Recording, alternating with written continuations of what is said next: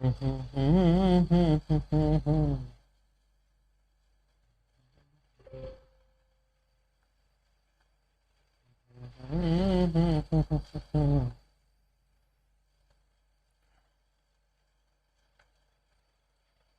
Good morning. कैसे हैं आप लोग? Welcome to the amazing class chemical equilibrium. शुरुआत से पढ़ेंगे, सब कुछ पढ़ेंगे डिटेल में और क्वेश्चन वाले डिटेल वे में पढ़ेंगे। Ready for the class? अब मुझे पता है ये आसान चैप्टर है, तो मुझे पता है आप सब लोग बहुत ज्यादा लोग इंटरेस्टेड नहीं होंगे उसको पढ़ने में, सब मुझे पता होता है। चलिए तो स्टार्ट करते हैं अपना क्लास, बट इसको उतने ही अमेजिंग वे में करेंगे जिससे कि आपके सारे क्वेश्चंस हो जाएं। आप पहली बार भी पढ़ रहे हो तो आपको नया ना लगे, आप लास्ट बार भी पढ़ रहे हैं नीट से पहले तो आपको और कॉन्फिडेंस बूस्ट हो। ये उस तरह का रिसर्च, वेल रिसर्च कंटेंट के साथ कॉम्प्रोमाइज नहीं किया हुआ session, right? So I hope you are doing well. सब कुछ अच्छा है, ऑडियो वीडियो सब अच्छा है, perfect. Thank you for sending heart से। आप दिल देख के आपका मन बन जाता है मेरा पूरा दिन भर का। सो अच्छा लग रहा है ना ऐसे मुड़ा हुआ, तो थोड़ा सा तो मोड़ना ही पड़ेगा। अभी फिर भी ठीक लग रहा है। चलो, हेलो भाइयों और उनकी बहनों, बिल्कुल सही आपने कहा है। Very good morning. चलिए केमिकल इक्विलिब्रियम, सबसे पहले बात करते हैं केमिकल इक्विलिब्रियम में पढ़ना क्या क्या है। ठीक है, मैं आपके चैट फिर टाइम से देखूंगा, टेंशन ना लेना। अब देखना केमिकल इक्विलिब्रियम में पढ़ना क्या क्या है, मैं आपको बता देता हूं। चलिए तो सबसे पहले लिखते हैं कि टॉपिक्स कौन कौन से हैं जो एनटीए और नीट के सिलेबस में है। ठीक है, तो सबसे पहले आपके पास कभी कभी आप देखोगे तो केमिकल इक्विलिब्रियम में थ्योरेटिकल सवाल आ जाता है, एंड कभी कभी आप देखोगे तो न्यूमेरिकल सवाल आता है, कैलकुलेशन सवाल आता है। तो दोनों की प्रोबेबिलिटी है, तो हमें पूरा डेप्थ में जाके डिटेल में जाके पढ़ना पड़ता है। चलिए, केमिकल इक्विलिब्रियम में बेटा डेफिनेशन ऑफ इक्विलिब्रियम आपको रिक्वायर्ड है। ठीक है ना, आपको डेफिनेशन ऑफ इक्विलिब्रियम से सवाल आए हुए हैं, बता दूंगा कि क्या क्या आए हैं, कैसे कैसे करना होता है। उसके बाद आपको एक बार एक्टिव मास पे भी बेस्ड सवाल आया हुआ है, तो एक्टिव मास भी आपका सिलेबस में है। तीसरा टॉपिक जो होता है वो होता है इक्विलिब्रियम कांस्टेंट, जिसपे बहुत बार क्वेश्चन आया हुआ है, प्रीवियस ईयर खोल के देखना। इक्विलिब्रियम कांस्टेंट के अंदर ही आप केपी एंड केसी के बारे में थोड़ा पढ़ोगे, एंड इसी के बीच में इससे सवाल नहीं आता है, लेकिन हां रिलेशन बिटवीन केपी केसी से खूब सारे सवाल आते हैं। रिलेशन बिटवीन केपीकेसी से खूब सारे सवाल आते हैं। उसके बाद जो आपको पढ़ना है वो आप देखो रिसेंट ईयर्स में बहुत पूछा गया है, फैक्टर्स अफेक्टिंग के। स्टोइकोमेट्री से मल्टीप्लाई कर दिया, रिएक्शन रिवर्स कर दिया, समथिंग लाइक दैट। पूरा डिटेल में जाने वाले। उसके बाद एप्लीकेशन ऑफ के इक्विलिब्रियम, उसके बाद जो आएगा वो आएगा एप्लीकेशन ऑफ के इक्विलिब्रियम। ठीक है, तो के इक्विलिब्रियम का एप्लीकेशन क्या है हमें वो पढ़ना है, राइट? के इक्विलिब्रियम का एप्लीकेशन हम पढ़ लेंगे। अच्छा, के इक्विलिब्रियम के एप्लीकेशन के बाद हमें पढ़ना है ली शैटेलियर प्रिंसिपल। ली शैटेलियर प्रिंसिपल, ठीक है। तो बेसिकली जो केमिकल इक्विलिब्रियम आप चैप्टर पढ़ना होता है, तो आपको ये सारी चीजें पढ़नी होती है। देखो मेजॉरिटी सवाल, मेजॉरिटी टाइम्स ली शैटेलियर प्रिंसिपल से सवाल आया है, बट एप्लीकेशन से भी क्वेश्चन आपको देखने को मिलेगा, फैक्टर से भी क्वेश्चन देखने को मिलेगा, रिलेशन से भी क्वेश्चन देखने को मिलेगा। अगर अब मैं बात करूं एग्जाम पॉइंट ऑफ व्यू से, तो these are very very important topics. ठीक है, ये बहुत इंपॉर्टेंट टॉपिक्स हो जाते हैं। अपन पूरा डिटेल में फिर पढ़ते हैं केमिकल इक्विलिब्रियम क्या है। एक बार मैं थोड़ा न्यू कमर्स को जो पहली बार एकदम इंतजार कर रहे थे कि फिजिकल एक्सप्रेस से स्टार्ट होगा फिर पढ़ेंगे, तो उनके लिए हम स्टार्ट कर देते हैं केमिकल इक्विलिब्रियम। देखो, आप मान लो एक बाल्टी समझते हो, बाल्टी नहीं तो अंग्रेज हो तो टब तो समझते ही होगे। ठीक है, तो बाल्टी और टब में मान लीजिए कि बॉस यहां पे एक नल लगा हुआ है। मान लीजिए बॉस यहां पे एक नल लगा हुआ है, जो कि यहां पे पानी इसमें इनपुट हो रहा है, पानी अंदर आ रहा है, और यहां पे एक नल लगा हुआ है जो कि पानी बाहर जा रहा है। यहां पे एक नल लगा हुआ है जहां की पानी बाहर जा रहा है। यार जो पानी अंदर आने का रेट है, मान लो जो अंदर आने का रेट है वो 1 मिलीलीटर पानी 1 सेकंड में आ रहा है अंदर, एक कंडीशन बनाया, और उतना ही 1 मिलीलीटर पानी 1 सेकंड में बाहर भी जा रहा है। तो जितना रेट से पानी अंदर आ रहा है उतना ही रेट से पानी अंदर बाहर जा रहा है।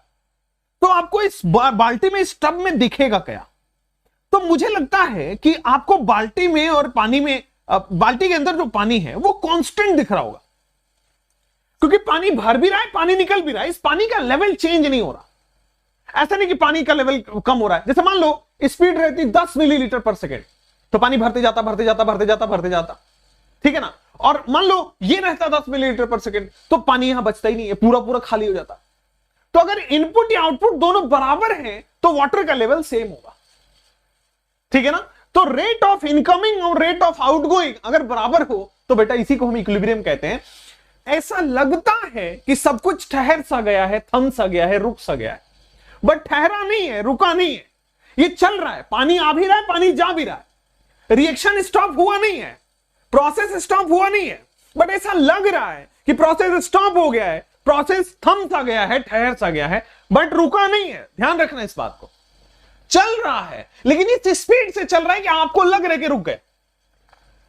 आप समझ पा रहे हो? आप समझ पा रहे हो? जैसे मैं आपको एक छोटा सा उदाहरण दे देता हूं। मान लीजिए आप किसी को बहुत अच्छा मैसेज कर रहे हो व्हाट्सएप पे, और आपको लगता है कि डीपी चेंज हो गया, बट हुआ क्या एक्चुअली में? ब्लॉक। आपको लगता है कि डीपी रिमूव कर दिया उसने, बट होता क्या, इंसान ब्लॉक। वही सिचुएशन यहां है, हो कुछ और रहा है, लग कुछ और रहा है। यहां पे जिस रेट से आ रहा है उसी रेट से वापस जा रहा है, तो ऐसा लगता है कि रिएक्शन रुक गया, ऐसा लगता है कि वाटर लेवल रुक गया, बट वाटर लेवल रुका नहीं है, वाटर लेवल चेंज हो रहा है, बट जिस स्पीड से चेंज हो रहा है ऐसा लग रहा है कि कांस्टेंट है, ठीक है। चलिए, तो बेसिकली केमिकल इक्विलिब्रियम का मतलब है कि जिस रेट से आगे जा रहा है उसी रेट से पीछे जा रहा है। मतलब rate of forward is equal to rate of backward बोल दे केमिकल इक्विलिब्रियम में। सो केमिकल इक्विलिब्रियम में आज के बाद आप क्या लिखोगे कि जिस रेट से आगे जा रहा है उस रेट से पीछे जा रहा हो, rate of forward is equal to rate of backward. जिस रेट से आगे जा रहा है उस रेट से पीछे जा रहा हो, rate of forward is equal to rate of backward. तो incoming is equal to outgoing. तो इसी को कहते हैं कि रिएक्शन लगता है कि थम सा गया है, ठहर सा गया है, रुक सा गया है, बट रिएक्शन रुका नहीं है, रिएक्शन थमा नहीं है, रिएक्शन ठहरा नहीं है, रिएक्शन चल रहा होता है। जिस स्पीड से आगे चल रहा है उसी स्पीड से पीछे चल रहा है। बात क्लियर हो गई होगी, ठीक है। तो केमिकल इक्विलिब्रियम का ये हमने एक डेफिनेशन बताया, बहुत लॉजिकल, बहुत छोटा सा डेफिनेशन, कि rate of forward equal to rate of backward. कोई भी रिएक्शन है, A gas plus B gas, ये जो है दोनों मिलके बेटा इक्विलिब्रियम साइन लगा देते हैं, सी गैस प्लस डी गैस बना रहा है। जिस रेट से ए प्लस बी सी और डी में कन्वर्ट हो रहे हैं, जिस रेट से ये रिएक्शन आगे जा रहा है, अगर उसी रेट से रिएक्शन पीछे जा रहा है तो आगे जाने का पीछे जाने का जो रेट है वो बराबर है। आगे जाने का पीछे जाने का जो रेट है वो बराबर है, और इसी को हम केमिकल इक्विलिब्रियम कहते हैं। क्लियर? जिस रेट से आगे जा रहा है उसी रेट से पीछे आ रहा है, तो इसी को हम केमिकल इक्विलिब्रियम। ऐसा लगेगा कि रिएक्शन रुक सा गया है, थम सा गया है, ठहर सा गया, बट रिएक्शन रुका नहीं है, रिएक्शन चल रहा है। रिएक्शन थमा नहीं है, रिएक्शन चल रहा है। रिएक्शन ठहरा नहीं है, रिएक्शन चल रहा है। लेकिन यह है कि जिस स्पीड से आगे चल रहा है उसी स्पीड से पीछे चल रहा है। बोलो क्लियर? क्या समझ गए क्या? चलिए बेटा आगे बढ़ जाते हैं, ठीक है। केवल पढ़ाई की बात करें और रिएक्शन और कमेंट को रोक दे, केवल यस नो या फिर मतलब आंसर इतना ही भेजिए, बाकी मैं सब समझता हूं आपकी भावनाओं को। चलिए अब आप देखें कि कुछ तीन ग्राफ हैं, कुछ तीन ग्राफ है केमिकल इक्विलिब्रियम से, फिर हम आएंगे क्वेश्चंस पे। तो केमिकल इक्विलिब्रियम के तीन ग्राफ आइए बेटा। कहता है सबसे पहला कि rate of forward equal to rate of backward. आइए मैं बता देता हूं कि रेट ऑफ फॉरवर्ड और रेट ऑफ बैकवर्ड, ये रेट वर्सेस, ये जो है आपके पास रेट वर्सेस टी इक्विलिब्रियम का ग्राफ है। रेट वर्सेस टी इक्विलिब्रियम का ग्राफ है। तो जिस रेट से पीछे आएगा उसी रेट से आगे जाएगा। अब देखो इनिशियली क्या होता है इक्विलिब्रियम, इनिशियली क्या होता है हमारे पास रिएक्टेंट, प्रोडक्ट तो होता नहीं है ना, प्रोडक्ट धीरे धीरे धीरे धीरे बनता है। तो इनिशियली होता है रिएक्टेंट। आपको पता है rate is directly proportional to concentration. तो सबसे पहले होता है रिएक्टेंट और rate is directly proportional to concentration. तो रिएक्टेंट ज्यादा है तो कंसंट्रेशन ज्यादा है, तो रेट ऑफ फॉरवर्ड ज्यादा होगा। और रेट ऑफ बैकवर्ड इसलिए ज्यादा नहीं हुआ क्योंकि ये प्रोडक्ट है ही नहीं। Rate is directly proportional to concentration, और कंसंट्रेशन किसका है? रिएक्टेंट का। तो इनिशियली रेट ऑफ फॉरवर्ड बहुत ज्यादा होता है और रेट ऑफ बैकवर्ड जीरो होता है। धीरे धीरे धीरे धीरे क्या होता है, रेट ऑफ फॉरवर्ड कम हो रहा है, प्रोडक्ट बनता चला जाता है, प्रोडक्ट बनता चला जाता है, और रेट ऑफ बैकवर्ड बढ़ता चला जाता है। तो धीरे धीरे क्या होगा, रेट ऑफ बैकवर्ड, आप देखोगे यहां पे कि रेट ऑफ फॉरवर्ड और रेट ऑफ बैकवर्ड में क्या है, रेट ऑफ फॉरवर्ड कम हो रहा है, रेट ऑफ बैकवर्ड बढ़ रहा है, रेट ऑफ फॉरवर्ड कम हो रहा है, रेट ऑफ बैकवर्ड बढ़ रहा है। ये थोड़ा अलग सा ही बन गया, मैं वैसे बना देता हूं। रेट ऑफ फॉरवर्ड बेटा कम हो रहा है, इतना भी कम नहीं करना। रेट ऑफ फॉरवर्ड कैसे बनाऊं, ये हो गया। रेट ऑफ फॉरवर्ड कम हो रहा है और रेट ऑफ बैकवर्ड बढ़ रहा है। ये पहला ग्राफ है, ठीक है। This is rate of forward कम हो रहा है, this is rate of backward बढ़ रहा है। और एक टाइम आएगा जहां पे rate of a forward equal to backward हो जाएगा, और इसी को कहते हैं बेटा टी इक्विलिब्रियम। इसी को कहते हैं हम टी इक्विलिब्रियम। ये टाइम के ग्राफ है, इसी को कहते हैं हम टी इक्विलिब्रियम। जिस रेट पर आगे जा रहा है उसी रेट पर पीछे आने लगे, वो टाइम जहां पे ये अचीव हो जाए उसी को कहते हैं इक्विलिब्रियम का टाइम। क्लियर है भाई? चलिए, अब कई बार बच्चे यहां पे ये कंफ्यूज होते हैं कि सर अगर रेट बराबर हो गया तो कंसंट्रेशन भी बराबर हो गया। नहीं, मैंने देखो जैसे इस वाले एग्जांपल पे आते हैं, ये 1 मिलीलीटर पर सेकंड से आ रहा है, 1 मिलीलीटर पर सेकंड से जा रहा है, क्या कंसंट्रेशन 1 मिलीलीटर है? भाई कंसंट्रेशन तो आप कुछ भी रख सकते हो ना। Rate is a different thing, concentration is a different thing. जिस रेट से आ रहा है, जिस रेट से जा रहा है, जरूरी थोड़ी है। जैसा मान लीजिए आपके पास बाइक या स्कूटी तो होगा, ठीक है। अब बाइक या स्कूटी आप पेट्रोल पंप पे तेल डलाने ले गए, ठीक है। और मान लीजिए जो बाइक या स्कूटी का जो टैंक है जिसमें आप पेट्रोल डलाते हो, उसमें होल हो गया, ठीक है।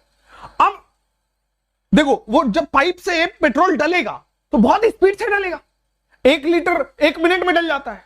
लेकिन जो गिरेगा वो बहुत धीरे धीरे, क्योंकि होल हुआ होगा, बहुत धीरे धीरे गिरेगा। तो रेट ऑफ आने का, रेट ऑफ जाने का, उस पर कंसंट्रेशन डिपेंड नहीं करता। Concentration can be anything. ऐसा ये है कि 1 मिलीलीटर पर सेकंड जा रहा है, 1 मिलीलीटर पर सेकंड जा रहा है, डजंट मैटर कि इसका 1 मिलीलीटर है।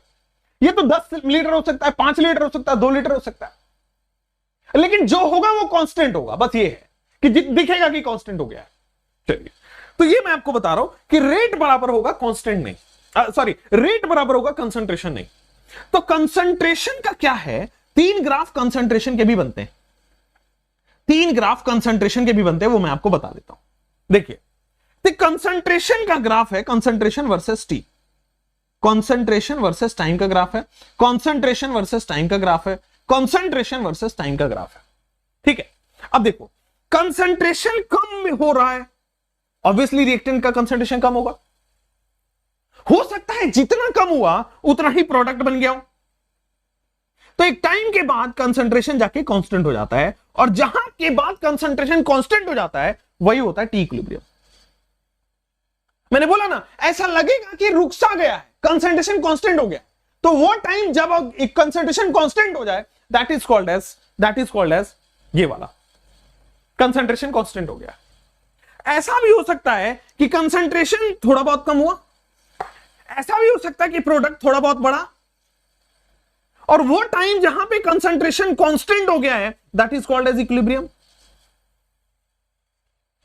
वो टाइम जहां पे कंसंट्रेशन, ये देखो घट गया, बहुत ज्यादा ही घट गया, ये देखो बहुत ज्यादा ही बढ़ गया, लेकिन वो टाइम जहां के बाद कंसंट्रेशन कांस्टेंट हो जाता है, उसको हम कहते हैं इक्विलिब्रियम। तो केमिकल इक्विलिब्रियम का 2 डेफिनेशन अभी तक पढ़ा। रेट इक्वल होगा, कंसंट्रेशन कांस्टेंट होगा। रेट इक्वल होगा, कंसंट्रेशन कांस्टेंट होगा। हो सकता है कंसंट्रेशन 100 से 50 पे आ गया और प्रोडक्ट जो है, देखो रिएक्टेंट 0 से 50 पे कम हो गया और प्रोडक्ट बढ़ गया। हो सकता है ये जो है 0 से 80 पे आया और ये 0 से 20 पे, 100 से 80, 0 से 20, ये गया 100 से 20 और ये गया 0 से 80। तो कंसंट्रेशन किसी भी लेवल पे घट बढ़ सकता है। डेफिनेशन क्या है कि रेट इक्वल होगा, कंसंट्रेशन कांस्टेंट होगा, खत्म कहानी। रेट को इक्वल होना पड़ेगा, कंसंट्रेशन को कांस्टेंट होना पड़ेगा। That is the definition of equilibrium constant. Clear है? कोई दिक्कत नहीं है? चलिए, तो बस ये 3-4 ग्राफ थे, इसके लिए मैंने बताया। अब एक और चीज आपको बताऊंगा जिससे कि पूरा डेफिनेशन ऑफ इक्विलिब्रियम पूरा समझ में आ जाएगा, और वो है रिवर्सिबल और इरिवर्सिबल के बीच में डेफिनेशन, डिफरेंस। रिवर्सिबल रिएक्शन और इरिवर्सिबल रिएक्शन के बीच में डिफरेंस। आइए सबसे पहले रिवर्सिबल और इरिवर्सिबल में। यार इरिवर्सिबल की बात करें तो रिवर्सिबल में क्या होता है कि can proceed in both direction, can proceed in forward as well as backward direction, can proceed in forward as well as backward direction. तो बेटा फॉरवर्ड में भी बढ़ सकता है और बैकवर्ड डायरेक्शन में भी बढ़ सकता है, आगे भी जाएगा पीछे भी आएगा। इसी को कहते हैं रिवर्सिबल रिएक्शन है। इरिवर्सिबल रिएक्शन क्या होता है कि भाई ये can not proceed in both direction, can not proceed in both direction, केवल एक ही डायरेक्शन में काम कर रहा होगा, या तो फॉरवर्ड या तो बैकवर्ड, इसकी मर्जी है, किसी भी एक डायरेक्शन में जा रहा है वो इरिवर्सिबल हो जाएगा। चलिए, जो इरिवर्सिबल है reaction goes for completion, reaction जो है ये कंप्लीशन की तरफ जाता है, रिएक्शन कंप्लीट होता है, पूरा पूरा खत्म हो जाएगा, रिएक्टेंट पूरा पूरा प्रोडक्ट बन जाएगा। बट रिवर्सिबल जो है वो जिस रेट से आगे जाएगा उसी रेट से पीछे आने लगेगा। इनिशियली फॉरवर्ड का रेट ज्यादा होगा तो जल्दी जल्दी प्रोडक्ट बनेगा, बट एक टाइम आएगा जब प्रोडक्ट और रिएक्टेंट बराबर हो जाएंगे, उस टाइम के बाद जिस रेट से आगे जा रहा है उसी रेट से पीछे जा रहा है, कंसंट्रेशन कांस्टेंट हो जाएगा। तो बॉस यहां पे reaction never completes, reversible reaction कभी भी कंप्लीट नहीं होता है, क्योंकि जिस रेट से आगे जा रहा है उसी रेट से वो पीछे आने लगेगा, तो रिएक्शन कंप्लीट ही नहीं होगा। ठीक है, अब देखिए कि रिवर्सिबल में क्या होगा कि reactants are almost 100% converted to product, reactants are almost 100% converted to product, reactant जो होते हैं वो लगभग 100% तक प्रोडक्ट में कन्वर्ट हो जाते हैं। सॉरी, ये वाला पार्ट है, रिएक्टेंट्स आर, ये यहां का पार्ट है, reactants are almost 100% converted to product, reactant जो होता है वो लगभग 100% जो है प्रोडक्ट में कन्वर्ट होता है। अब आते हैं इसमें रिवर्सिबल में, products can be converted back, यहां पे प्रोडक्ट्स को वापस आप रिएक्टेंट बना सकते हो, products can be converted back to reactant, reversible में प्रोडक्ट को वापस बना सकते हो आप, यहां पे पूरा पूरा 100% प्रोडक्ट बन जाएगा, चुप हो जाएगा, शांत हो जाएगा, रिएक्शन कंप्लीट हो जाएगा। पर यहां पे जिस रेट प्रोडक्ट तो बनेगा, पर एक टाइम के बाद प्रोडक्ट भी रिएक्टेंट में बनने लगेगा, और उसी को हम रिवर्सिबल रिएक्शन या इक्विलिब्रियम के अप्रोच को बोलते हैं हम। अच्छा, रिवर्सिबल और इरिवर्सिबल में ये जो होता है ये क्लोज्ड कंटेनर में होता है, और ये जो होता है ये ओपन कंटेनर में होता है। जैसे मान लीजिए रिएक्टेंट से प्रोडक्ट बना, अगर प्रोडक्ट से रिएक्टेंट बनाना है तो उसको बंद डब्बे में रखना पड़ेगा, तभी तो पूरा पूरा प्रोडक्ट रिएक्टेंट में आ पाएगा। अगर खुला है तो मान लीजिए कोई गैसेस प्रोडक्ट है, वो एस्केप कर जाएगा, वो बाहर चला जाएगा। अगर ओपन कंटेनर लोगे तो अगर प्रोडक्ट में गैस है तो वो एस्केप कर जाएगा, तो वापस नहीं आ पाएगा, इरिवर्सिबल। ये चार चीजें हैं जो बताई है, डेफिनेशन है, डेफिनेशन ऑफ इक्विलिब्रियम भी आपके बन सकता है। ठीक है, चलिए अब आते हैं केमिकल इक्विलिब्रियम के क्वेश्चंस किस तरह से बनते हैं। आइए, मुझे यहां पे फटाफट आपको आंसर चाहिए होगा, मैं 30 सेकेंड्स का टाइम दे रहा हूं आपको। अब क्वेश्चन पढ़िए किस तरह से क्वेश्चन एग्जाम में आते हैं। थ्योरेटिकल सवाल है, इस तरह के पेपर पुराने समय में बनते थे, आजकल लास्ट वाले टॉपिक से ज्यादा बनता है। It is not possible to attain equilibrium in close system, isolated system, open system, none of these. Equilibrium कहां नहीं लाया जा सकता है, नॉट है, तो क्या आपको दिख रहा है कि ओपन सिस्टम में इक्विलिब्रियम नहीं आएगा? क्योंकि इक्विलिब्रियम लाने के लिए आपको क्या करना पड़ेगा सर जी? इक्विलिब्रियम लाने के लिए रिवर्सिबल रिएक्शन में इक्विलिब्रियम होता है, यहां पे नो इक्विलिब्रियम। इरिवर्सिबल में इक्विलिब्रियम नहीं होगा, यहां पे इक्विलिब्रियम होगा। इक्विलिब्रियम के लिए क्लोज होना जरूरी है, इक्विलिब्रियम के लिए क्लोज होना जरूरी है। इक्विलिब्रियम कभी भी ओपन में नहीं आ सकता है। क्लियर बच्चों, कोई दिक्कत नहीं है, आगे बढ़े। चलिए, तो it is not possible to attain equilibrium, हमें क्लोज सिस्टम रखना पड़ेगा, क्योंकि इक्विलिब्रियम हमेशा रिवर्सिबल रिएक्शन में आता है और कहीं नहीं आता है। इक्विलिब्रियम बेटा हमेशा रिवर्सिबल रिएक्शन में आता है। आगे बढ़े, आगे बढ़े, कोई प्रॉब्लम नहीं है। चलो next, the state of equilibrium refers to, the state of equilibrium refers to, equilibrium का स्टेट किसको रेफर करता है? स्टेट ऑफ रेस्ट है वो डायनेमिक है, वो स्टेशनरी है, या इनर्ट है? तो बच्चों स्टेट ऑफ इक्विलिब्रियम मैंने आपको बताया कि इक्विलिब्रियम में ऐसा लगेगा कि रिएक्टेंट प्रोडक्ट बन रहा है, ऐसा लगेगा कि प्रोडक्ट रिएक्टेंट बन, ऐसा लगेगा कि भाई आप कांस्टेंट हो गया, रिएक्शन रुक सा गया है। रिएक्शन रुका नहीं होता है इक्विलिब्रियम में, रिएक्शन चल रहा है। बस ये है कि जिस स्पीड से आगे चल रहा है उसी स्पीड से पीछे चल रहा है। तो बस ये डायनेमिक स्टेट है, रिएक्शन चल रहा होता है इक्विलिब्रियम, ठीक है ना। स्टेट ऑफ इक्विलिब्रियम में डायनेमिक होता है, जिस रेट से आगे जा रहा है उसी रेट से पीछे जा रही है। रिएक्शन रुका नहीं है, रिएक्शन थमा नहीं है, रिएक्शन ठहरा नहीं है। ऐसा लगता है कि रिएक्शन रुक सा गया है, रिएक्शन थम सा गया है, रिएक्शन ठहर सा गया है। रिएक्शन रुका नहीं है, रिएक्शन थमा नहीं है, रिएक्शन ठहरा नहीं है। स्टेट ऑफ इक्विलिब्रियम के बाद हम आ जाते हैं विच of the following statement does not explain equilibrium precisely. यहां पे आपको सी ऑप्शन थोड़ा कंफ्यूज करेगा, बट चलिए फिर भी आपको एबीसीडी देखना है। रेडॉक्स रिएक्शन करवाओगे, मैंने बोला पूरा फिजिकल करवाएंगे, डोंट वरी। मैं इनफैक्ट इसी तरह से वापस से पूरा ऑर्गेनिक भी कराऊंगा, बट पहले इनऑर्गेनिक की बारी है ना, पहले ऑर्गेनिक करा दिया, फिर फिजिकल कराऊंगा, फिर इनऑर्गेनिक कराऊंगा। और इनऑर्गेनिक ट्रस्ट में जो इनऑर्गेनिक में कराने वाला हूं, अरे बाप रे। चलिए, ग्राफ के क्वेश्चन आते नहीं है, आप क्वेश्चन देखो, प्रीवियस ईयर देखो, फिर अंदाजा लेगा। क्वेश्चन नहीं आते ग्राफ के क्वेश्चन गैसेज स्टेट से आते हैं, ठीक है ना। चलो, Which of the following statement does not explain equilibrium precisely? और इक्विलिब्रियम में बस वो 4 ग्राफ आ सकता है, उससे ज्यादा ग्राफ बनता ही नहीं है, ठीक है। चलिए, अब देखो, equilibrium can be approach from either direction, बिल्कुल सही है। इक्विलिब्रियम में या तो इधर से करो या तो इधर से करो, दोनों ही तरफ से। इक्विलिब्रियम तो दोनों तरफ से एस्टैब्लिश होता है। Equilibrium can be attend only if the system is an isolated system. Can be attend if the, हाँ, अगर अकेला सिस्टम है तो आइसोलेटेड। अच्छा, एक second. Equilibrium can be attend only, क्या केवल और केवल आइसोलेटेड सिस्टम ही होता है? किसने कहा? आपको किसने कहा कि आइसोलेटेड होना जरूरी? आइसोलेटेड का मतलब अकेला होना जरूरी है, अलग सा होना जरूरी है? भाई जरूरी नहीं है अलग से हो। इक्विलिब्रियम के लिए कंडीशन क्या है? रेट बराबर हो जाए और कंसंट्रेशन कांस्टेंट हो जाए। रेट बराबर हो, कंसंट्रेशन कांस्टेंट हो, बस। उसमें आइसोलेटेड हो नहीं हो किसी ने नहीं बोला था। That means not, does not, यही है। अब मेजॉरिटी आंसर तो आ गया, बट सी ऑप्शन आपको फिर भी लग रहा होगा कि सी कहना क्या चाह रहा है? कह रहा है कि the free energy change is 0। Free energy change का मतलब क्या आपने गिब्स फ्री एनर्जी का नाम सुना है? ये वही गिब्स फ्री एनर्जी की बात कर रहा है। तो इक्विलिब्रियम पे डेल्टा जी 0 होता ना भाई, पढ़ा है आपने। इक्विलिब्रियम पे डेल्टा जी इक्वल टू 0 होता है, वही चीज डिनोट कर रहा है। केमिकल थर्मोडायनेमिक्स में चीज बताई जाती है, ठीक है। यहां भी सुन लीजिए, इक्विलिब्रियम पे डेल्टा जी 0 होता है और इक्विलिब्रियम डायनेमिक होता है, सबको पता है। तो डज नॉट पूछा था, तो आइसोलेटेड होना जरूरी नहीं। चलो नेक्स्ट, अब आ जाओ। A chemical reaction is said to be in equilibrium when. Chemical reaction को इक्विलिब्रियम कब कहेंगे? जब रेट बराबर हो जाए, कंसंट्रेशन कांस्टेंट हो जाए, बस। इक्विलिब्रियम की मात्र 2 कंडीशन बताइए कि रेट बराबर हो जाए, कंसंट्रेशन कांस्टेंट हो जाए।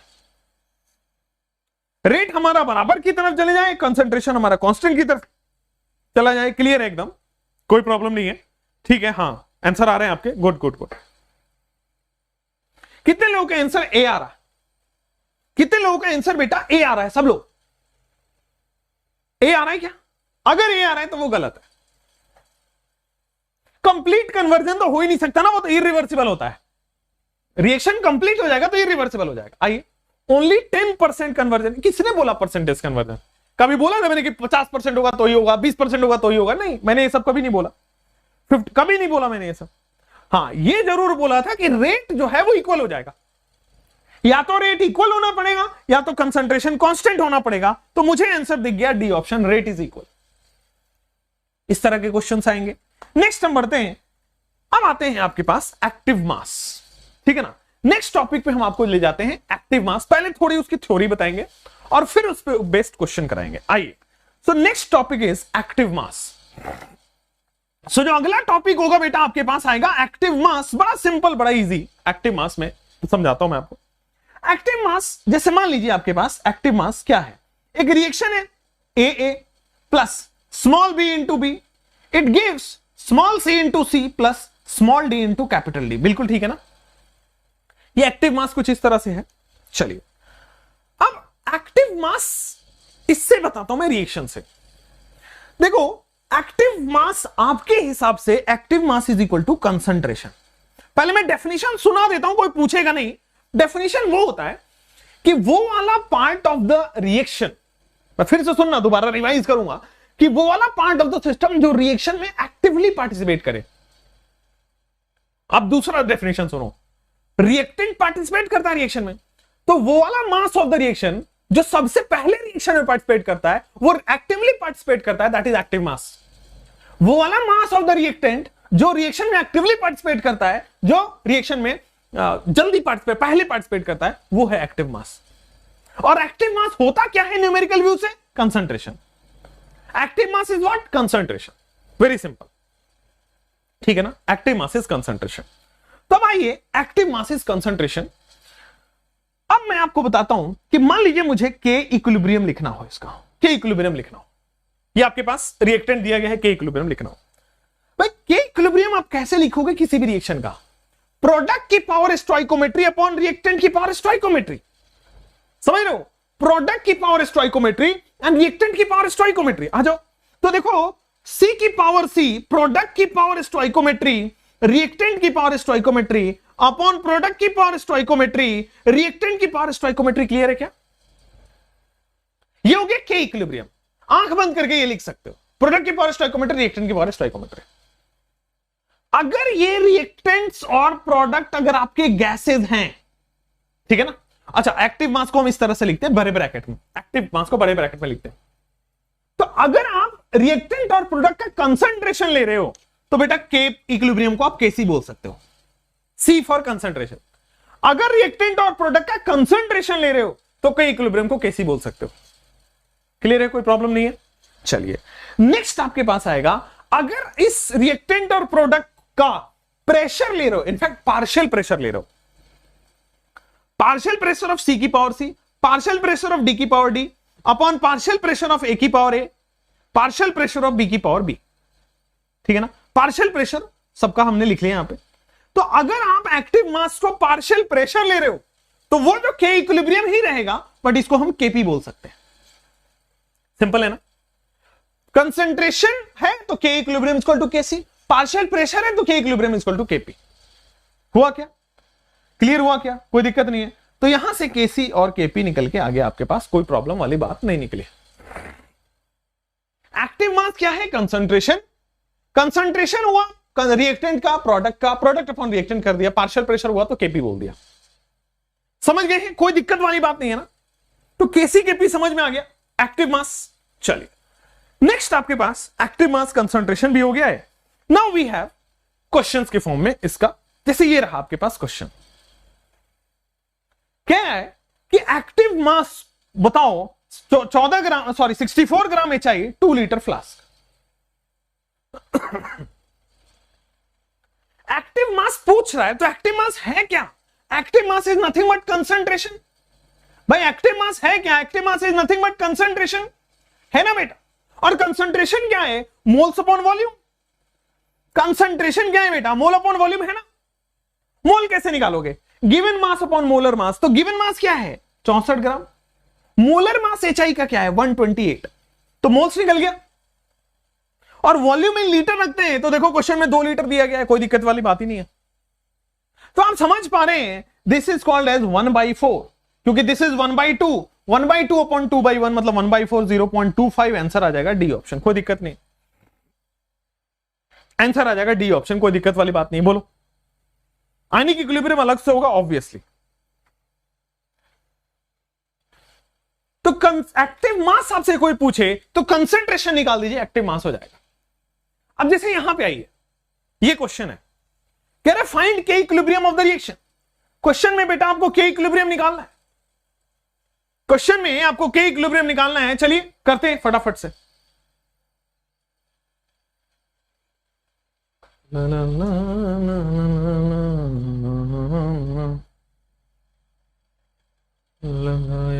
आपने वो गाना सुना है क्या? लगाया दिल बहुत पर दिल मिला नहीं। ए मैथिली ठाकुर, वो बिहार से ही हैं, तो उन्होंने बड़ा अच्छा एक रीमेक उसका बनाया। I love that song. चलो, for the system A + 2B is giving C, equilibrium concentration दिया गया है A का, B का, C का। के इक्विलिब्रियम निकालने के लिए कोई दिक्कत नहीं होना चाहिए। K equilibrium is equal to concentration of C upon concentration of A into B का स्क्वायर होता है ना।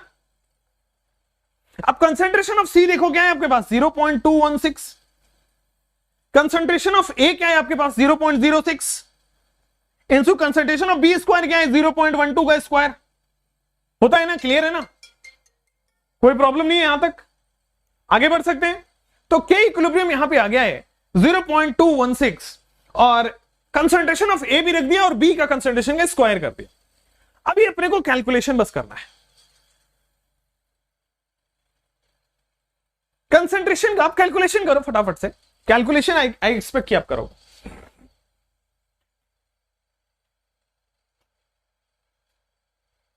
कितना आ रहा है?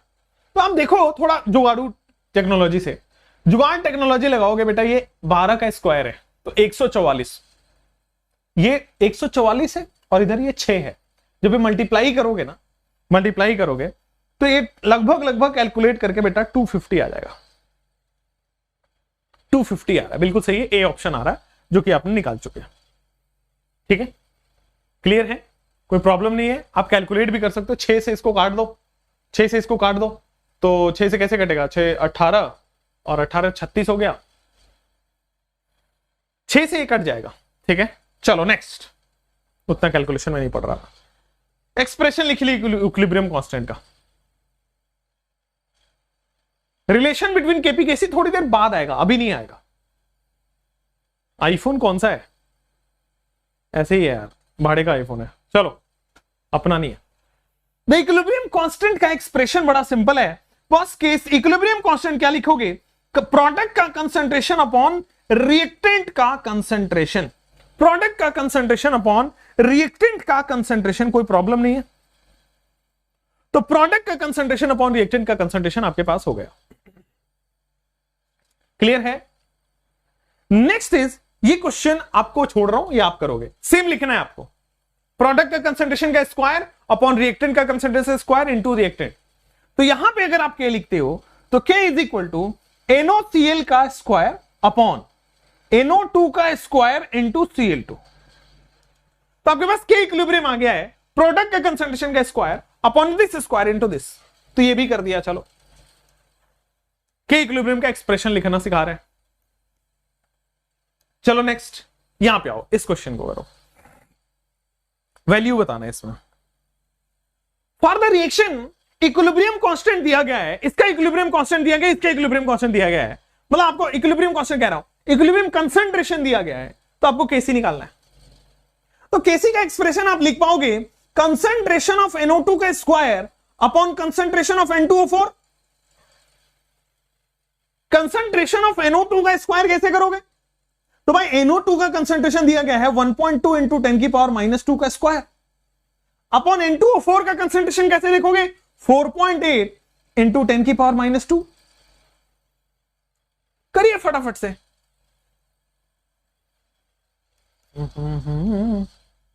रेडॉक्स कराएंगे, बिल्कुल करवाएंगे, लेकिन आज तो बिल्कुल नहीं होगी ना, आज तो जो थंबनेल लगा हुआ है उस पर केमिकल इक्विलिब्रियम लिखा हुआ है। कितना आ रहा है आपको? What if one product is solid और liquid? Obviously अगर solid और liquid हो तो K इक्विलिब्रियम में उसको शामिल नहीं करते हैं, उसका कांस्टेंट हो जाता है 1 हो जाता है। चलो तो यहां पे आ जाएगा दैट इज 3 इंटू 10 की पावर -3। जब आप सॉल्व करेंगे इट इज कमिंग 0.003 या फिर 3 इंटू 10 की पावर -3। हुआ क्लियर? हुआ क्लियर कि नहीं हुआ? हो गया। तो दिस इज 3 इंटू 10 की पावर -3 आपने कर लिया। चलो अब आ जाते हैं, ये वाला क्वेश्चन करते हैं।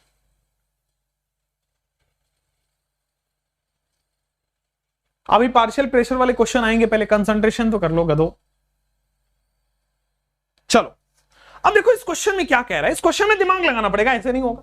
आइए, 1 mole of PCl3 and 2 mole of Cl2। तो देखो 1 मोल PCl3 2 मोल ऑफ Cl2 ये दिया गया था, और टोटल वॉल्यूम कितना दिया गया है, तो वॉल्यूम अलग से लिख लेते हैं बेटा, वॉल्यूम 3 लीटर दिया गया है।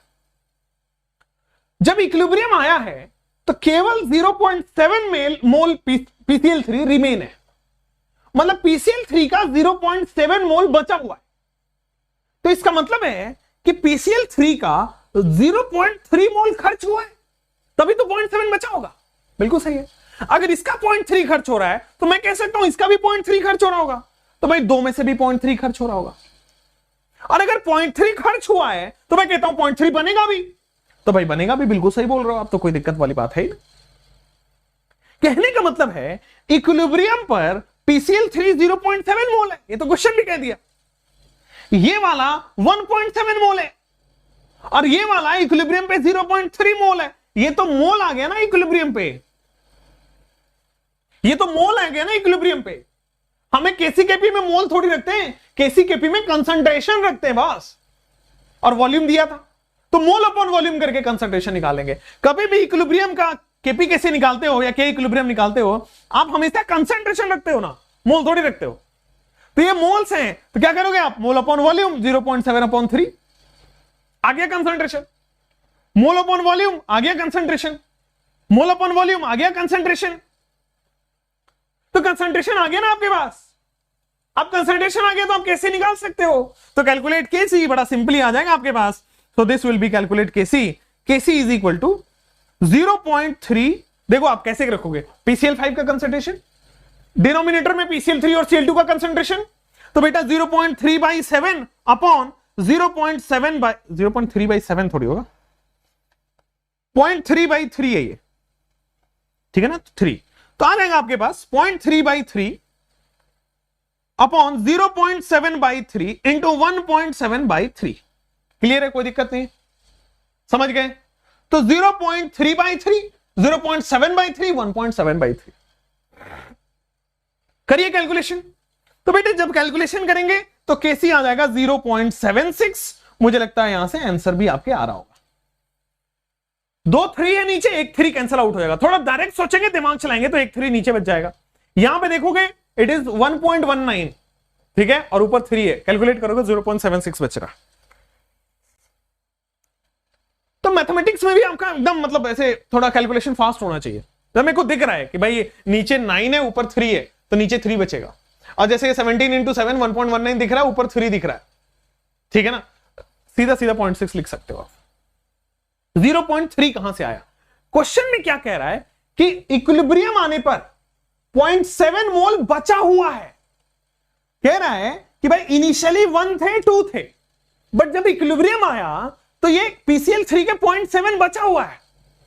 तो भाई 1 था, 0.7 बचा है, इसका मतलब 0.3 खर्च हुआ होगा। अगर ये 0.3 खर्च होगा तो ये भी 0.3 खर्च होगा, और ये दोनों 0.3 खर्च होंगे तो ये 0.3 बनेगा। तो इक्विलिब्रियम का हमारे पास आ गया पूरा पूरा मोल्स आ गया। बट हम केपी मोल तो रखते नहीं है, केपी में रखते हैं वो कंसंट्रेशन।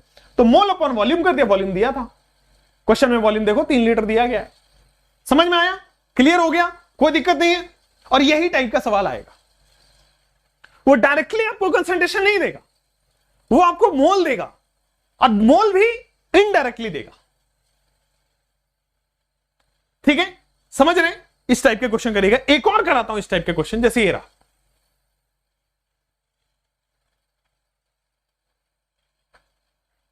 वन 1.7 कैसे? अरे भाई अगर ये में से 0.3 कम हो रहा है, इसमें से 0.3 कम हो रहा है, तो 2 में से 0.3 कम करो ना, 1.7 आएगा ना।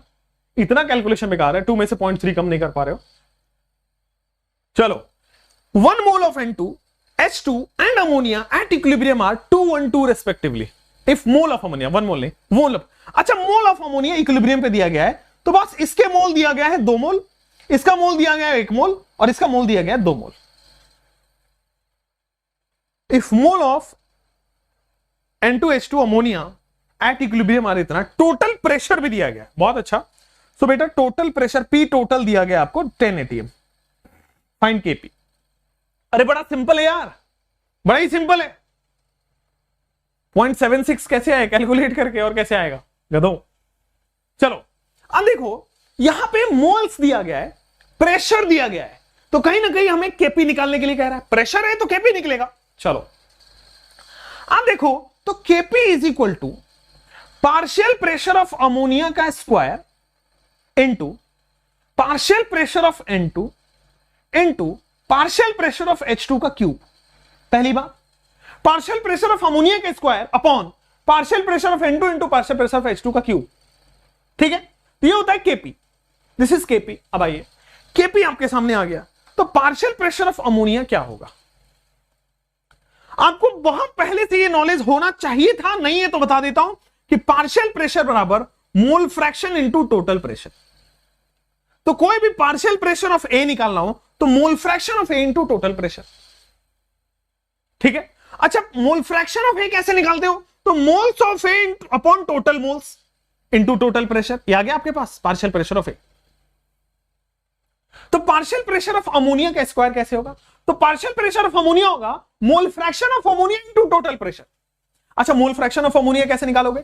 Moles of ammonia upon total mole. Total mole है 2 2 4 1 5, तो moles of ammonia upon total मोल है 5। तो आइए, तो mole of ammonia upon total मोल है 5 इंटू टोटल प्रेशर हो गया 10। समझना, मैंने पार्शियल प्रेशर निकाला है, जिसका भी पार्शियल प्रेशर निकालना है उसका mole fraction into total pressure. और मोल फ्रैक्शन कैसे निकलेगा? इसका मोल अपॉन टोटल मोल। अच्छा, तो इसका स्क्वायर करना है, divide by partial pressure of N2। Partial pressure of N2 कैसे होगा? तो मोल fraction of N2 into total pressure. Mole fraction of N2 कैसे निकलेगा? इसका मोल अपॉन टोटल मोल, तो इसका भी 2/5 हो गया। Mole fraction into total pressure 10 है। पार्शियल प्रेशर ऑफ H2 कैसे निकलेगा? तो मोल fraction of H2 into total pressure. Mole fraction of H2 कितना? 1, टोटल कितना? तो मोल फ्रैक्शन हो गया 1/5 इंटू टोटल प्रेशर 10। मुझे लगता है बेटा यहां तक आपका क्लियर हो गया, कोई प्रॉब्लम वाली बात नहीं है। ये देखो 2/5 इंटू 10 से टोटल 2/5 इंटू 10 कैंसल आउट हो गया। क्लियर हो गया? अब देखो पूरा वैल्यू कैलकुलेट करो, बड़ा आसान है। तो देखोगे 5 2 10, ऊपर बचा है 4 और नीचे बचा है आपके पास 5 2 10, नीचे बचा है 8, 1/2 आपके पास 0.5 आंसर आ गया। क्लियर हो गया? इतना इजी कैलकुलेशन तो हो ही नहीं सकता। ठीक है, एकदम क्लियर है। तो प्रेशर आए तो mole fraction into total pressure से पार्शियल प्रेशर निकलता है। मोल फ्रैक्शन कैसे निकलेगा? Moles upon total moles. ठीक है, चलो अब लास्ट, अब नेक्स्ट क्वेश्चन आ जाओ। ये भी अच्छा क्वेश्चन है, ये वही है जो आप कह रहे थे ना कि मुझे इस टाइप का सवाल तो सर मैंने किया ही नहीं है। और इस टाइप के सवाल पीवाईक्यू खोल के देखो ना, ऐसे बाहर आएगा पीवाईक्यू से।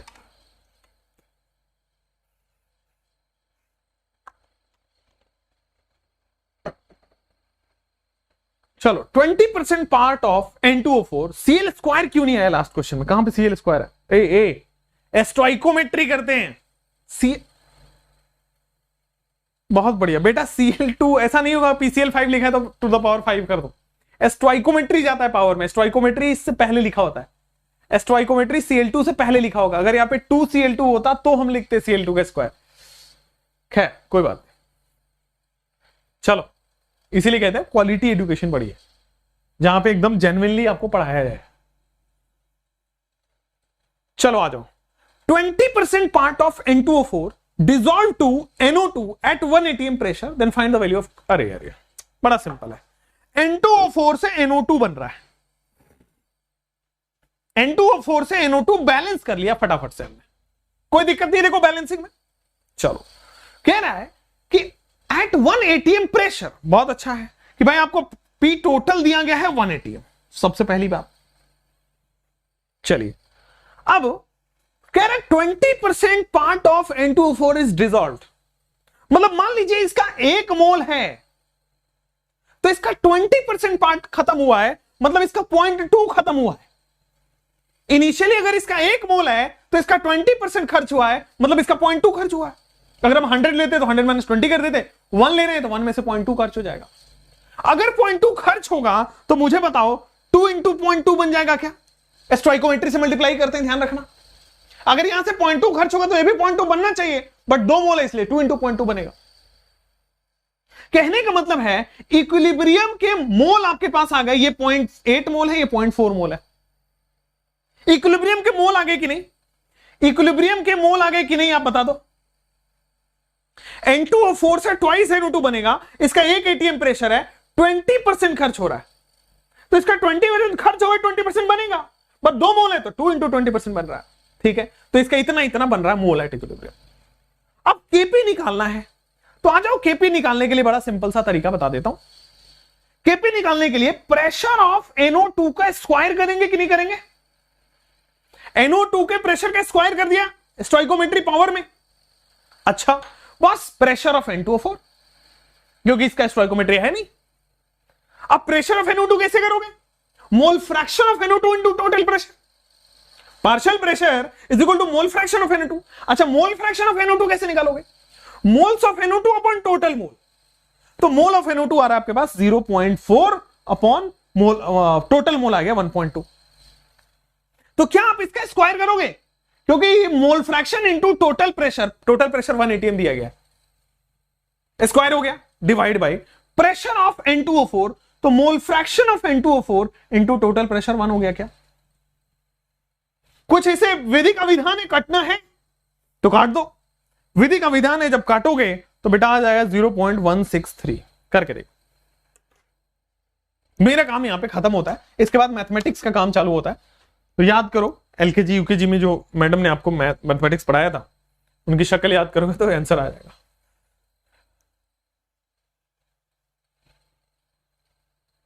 ठीक है, क्लियर है। तो प्रेशर दिया था तो आपको सिंपल है, जब भी प्रेशर आए तो पार्शियल प्रेशर निकालना है। पार्शियल प्रेशर कैसे निकलता है? Mole fraction into total pressure. Mole fraction कैसे निकलता है? तो मोल्स अपॉन टोटल मोल्स। ठीक है ना, क्लियर है, कोई प्रॉब्लम नहीं है। चलिए अब आ जाओ, यहां पे अपन आ गए हैं। Now we have relation between KP KC. अभी हम केपीकेसी के इसी टाइप के सवाल आते हैं, तो आपने को बस मोल्स रखना है, कंसंट्रेशन पूछ रहा है तो वॉल्यूम दिया होगा, प्रेशर दिया होगा तो केपी निकालना है, सिंपल। चलो अब आओ। हाय मैम, ये कौन है भाई? तो शक्ल, ये मैडम मैम जो लोग होते हैं ना, यहां तक बाल होते हैं उनके, उनकी शक्ल बहुत खूबसूरत होती है एज कंपेयर टू दिस। माना कि मैं स्मार्ट हूं, लेकिन इतना भी नहीं कि तुम अब मोहित हो जा रहे हो तुम तो यार, क्या करूं मैं। चलो, रिलेशन बिटवीन केपीकेसी आ जाओ। सो बड़ा सिंपल सा रिलेशन है यार, बड़ा सिंपल सा रिलेशन है, रिलेशन बिटवीन केपीकेसी। आओ, तो यहां पे बच्चों आपको बताया जाएगा रिलेशन बिटवीन केपी एंड केसी। कोई प्रॉब्लम तो नहीं होगी बताने से, बताओ। रिलेशन बिटवीन केपी एंड केसी। चलो अब आ जाओ, रिलेशन बिटवीन केपी एंड केसी की बात कर लेते हैं। तो केपी और केसी के बीच में बिना कोई confusion, KP is equal to KC, RT जो है उसकी पावर चढ़ानी पड़ेगी बेटा डेल्टा एनजी। ठीक है, Kp is equal to KC, RT की पावर डेल्टा एनजी। और अब आप बात करते हैं डेल्टा एनजी क्या है। Delta NG is equal to gaseous product minus gaseous reactant. Delta NG is equal to gaseous product minus gaseous reactant. कोई दिक्कत वाली बात नहीं है। So gaseous product minus gaseous reactant, this is delta NG. ठीक है, क्लियर है। So delta NG is gaseous product, तो product gaseous minus reactant gaseous करेंगे, डेल्टा एनजी निकल जाएगा। ठीक है, आइए, अगर मान लीजिए आपके पास डेल्टा एनजी की वैल्यू 0 है, तो एनीथिंग टू द पावर 0, चाहे वो आरती ही क्यों ना हो, आरती की पावर 0 करोगे, एनीथिंग टू द पावर 0, ये वैल्यू 1 हो जाएगी, तो केपी इज इक्वल टू केसी हो जाता है। तो अगर डेल्टा एनजी 0 है तो केपी केसी के बराबर हो जाता है। अगर डेल्टा एनजी 0 से बड़ा है, मान लो 1 2 3 4, अगर डेल्टा एनजी 1 2 3 4 5 कुछ इंटीजर वैल्यू है, 0 से बड़ा है, तो बस ये क्या हो जाएगा, ये केसी इंटू आरटी हो जाएगा। Kp is equal to Kc into RT. तो बेटा यहां पे क्या हो जाएगा, केपी ग्रेटर देन केसी हो जाएगा। और अगर एनजी की वैल्यू लेस देन 0 कर देते हो तो उल्टा रिलेशन आ जाएगा, एनजी की वैल्यू लेस देन 0 कर देते हो तो केपी लेस देन केसी आ जाएगा। ये छोटा सा रिलेशन हमें बताना था आपको। तो KP is equal to KC RT की power delta NG, gaseous product minus gaseous reactant. Delta NG 0 है तो KP is equal to KC है, ग्रेटर देन 0 है तो केपी बड़ा है केसी से, लेस देन 0 है तो केपी छोटा है केसी से। तो रिलेशन बिटवीन केपी केसी आपके आ गया।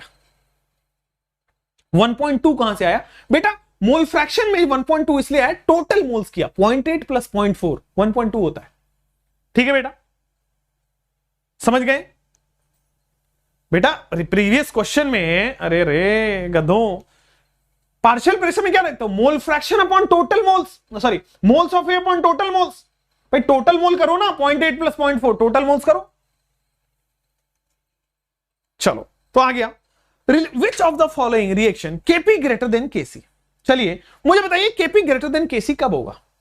तो अभी अभी अपने कंडीशन पढ़ी है कि बेटा डेल्टा एनजी ग्रेटर देन 0 होना चाहिए, केपी ग्रेटर देन केसी। और डेल्टा एनजी कैसे निकालते हैं? Gaseous product minus gaseous reactant. आइए यहां पे डेल्टा एनजी निकालते हैं। बेटा गैसियस प्रोडक्ट कितने, 2 मोल, इधर गैसियस रिएक्टेंट देखो 4 मोल है, तो बेटा प्रोडक्ट माइनस रिएक्टेंट करोगे तो माइनस आ रहा है, तो गलत, ग्रेटर देन 0 थोड़ी है। Gaseous product minus gaseous reactant, बेटा 2 - 2 है तो 0 हो रहा है, ये भी नहीं है। Gaseous product minus gases reactant, आप देखोगे तो बॉस यहां पे 1 - 2 हो रहा है, ये -1 आ रहा है, ये भी नहीं है। गैसियस प्रोडक्ट 3 मोल है, गैसियस रिएक्टेंट 2 मोल है, तो 3 - 2 कितना हो गया बेटा? डेल्टा Ng ग्रेटर देन 0, मतलब डेल्टा Ng ग्रेटर देन 0 हो गया। Answer D option. क्लियर हो गया? तो डेल्टा Ng निकालना सिखाना मेरा मकसद था, क्वेश्चन कराना मकसद नहीं था। चले, चलो नेक्स्ट। अब आइए, at 1000 kelvin the value of Kp for the reaction is 20 R, find Kc।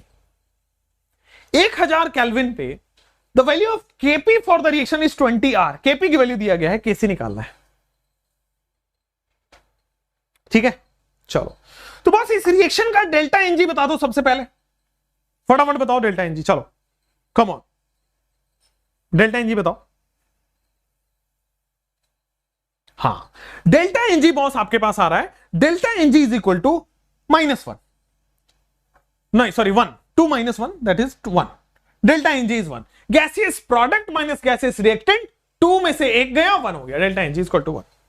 अब डेल्टा Ng 1 है बॉस, तो Kp is equal to Kc RT की पावर डेल्टा Ng।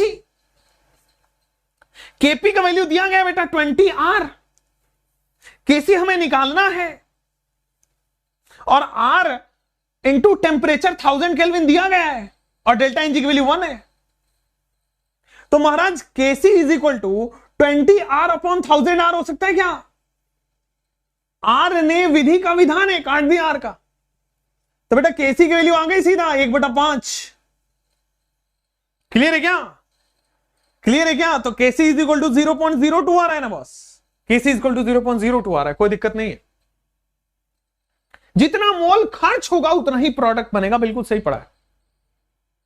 क्लियर बा? कोई दिक्कत नहीं ना है? और अब बोलिए, समझ में आ रहा है ना?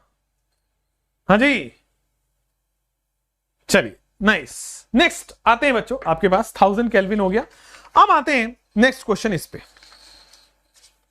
फॉर अ रिएक्शन Kc दिया गया है, फाइंड Kp। एक रिएक्शन के लिए Kc दिया गया है, find Kp।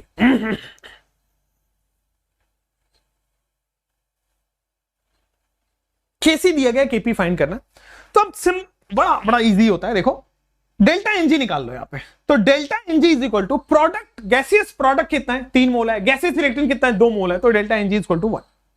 Very simple, delta Ng आपका 1 है। तो बॉस आपके पास Kp निकालना है, तो Kp is equal to Kc RT की power delta Ng, Kp is equal to Kc RT की पावर डेल्टा Ng। अब आ जाओ, Kc क्या है? Kc दिया गया है क्वेश्चन में 3 × 10 की पावर -6। RT की वैल्यू आपको रखनी है, तो बेटा R की वैल्यू देखो ATM में दिया हुआ है, प्रेशर कहां है? प्रेशर आपको ATM में लिखना होगा, देखो ATM लीटर में है, कहां पे है? तो R की वैल्यू आप रखो ATM में निकालने के लिए 0.0821, क्योंकि प्रेशर Kp में जो होता है वो ATM में होता है, तो R की वैल्यू होगी 0.0821। टेम्परेचर आपके पास दिया गया है 427 डिग्री सेल्सियस, तो आपके पास 700 केल्विन आ गया टेम्परेचर। ये 427 डिग्री सेल्सियस है जो है ना, वो 700 केल्विन। ठीक है, तो Kc इंटू RT की power delta Ng, delta Ng 1। बड़ा सिंपली 172.41 इंटू 10 की पावर -6, ये हो जाएगा 1.72 इंटू 10 की पावर -4 कर दो। क्लियर है? समझ गए हैं? ठीक ठीक, बोलो भाई।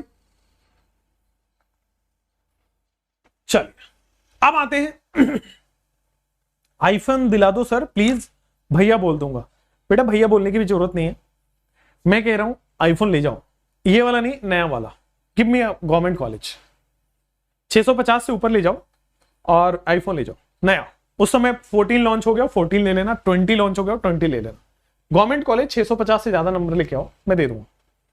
ये मांगने की आदत छोड़ो, ठीक है ना? प्रूव करो अपने आप को, मैं दूंगा। समझ गए?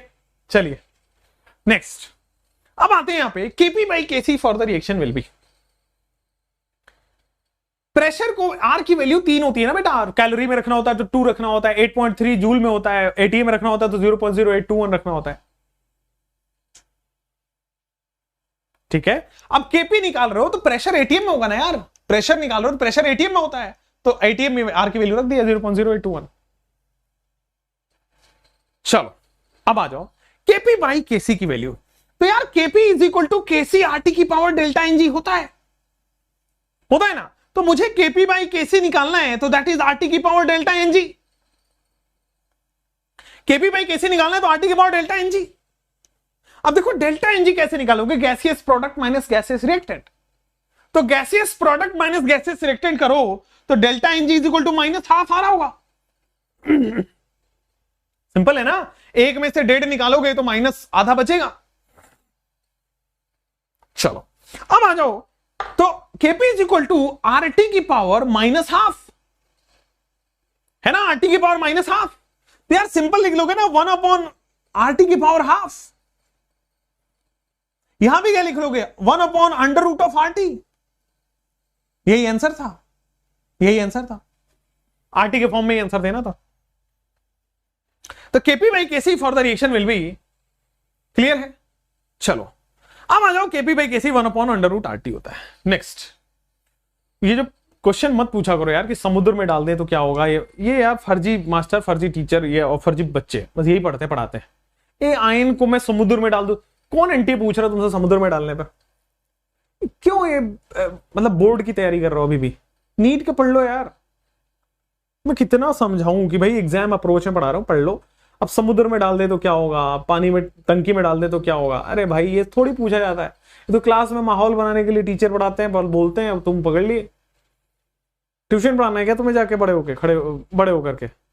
नहीं ना, क्यों पकड़ रहे हो ऐसे बातें यार?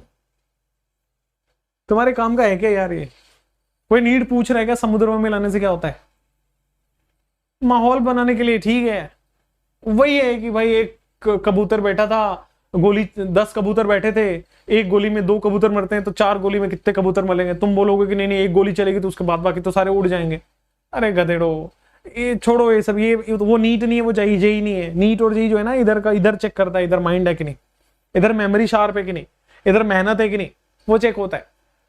ऐसे नहीं होता कि कुआं में गए, एक बार में 10 बाल्टी खींच पा रहे तो 5 बार में 50 बाल्टी आएगा कि नहीं। नहीं पूछता भाई समुद्र में जाने पे क्या, कौन पढ़ाता है यार ऐसे तुम्हें? क्यों पढ़ा रहा है ऐसे तुम्हें? और तुम कैसे पढ़ रहे हो भाई? एक कबूतर है सारे के सारे, सही बता रहे हो, वो तुम ही कबूतर हो जो उड़ जाते हो। चलो यही करे यार।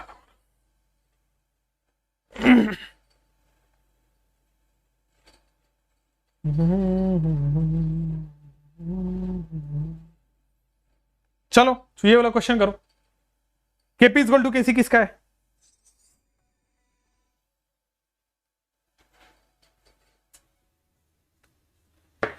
केपी इज इक्वल टू केसी किसका है? तो जिसका डेल्टा एनजी 0 होगा। आप कैलकुलेट करो, डेल्टा एनजी 0 यहां है 2 - 2, ठीक है ना। चलो नेक्स्ट, अब आ जाओ यहां पे। K1 and K2 are equilibrium constant for the following reaction। आइए, K1 and K2 are equilibrium constant for the following reaction। इससे पहले हम लोग करें, आइए फैक्टर्स अफेक्टिंग K बताते हैं आपको। आइए सबसे पहले बताते हैं factors affecting K। Factors affecting K equilibrium पढ़ रहे हैं बच्चों, बड़ा अच्छा, बड़ा शानदार, बड़े इजी वे में फैक्टर्स अफेक्टिंग K इक्विलिब्रियम। आइए, अगर बेटा रिएक्शन रिवर्स हो रही है, अगर रिएक्शन को आप रिवर्स कर रहे हो तो K इक्विलिब्रियम जो है वो रेसिप्रोकल कर दो। अगर रिएक्शन रिवर्स हो रहा है तो K इक्विलिब्रियम रेसिप्रोकल हो जाएगा, ठीक है।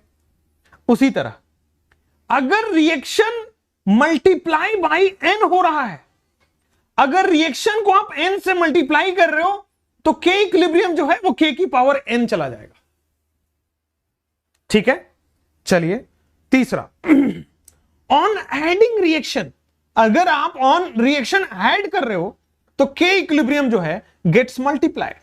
K इक्विलिब्रियम जो है बेटा वो मल्टीप्लाई हो जाता है, K इक्विलिब्रियम गेट्स मल्टीप्लाइड, ठीक है। K इक्विलिब्रियम मल्टीप्लाई हो जाता है।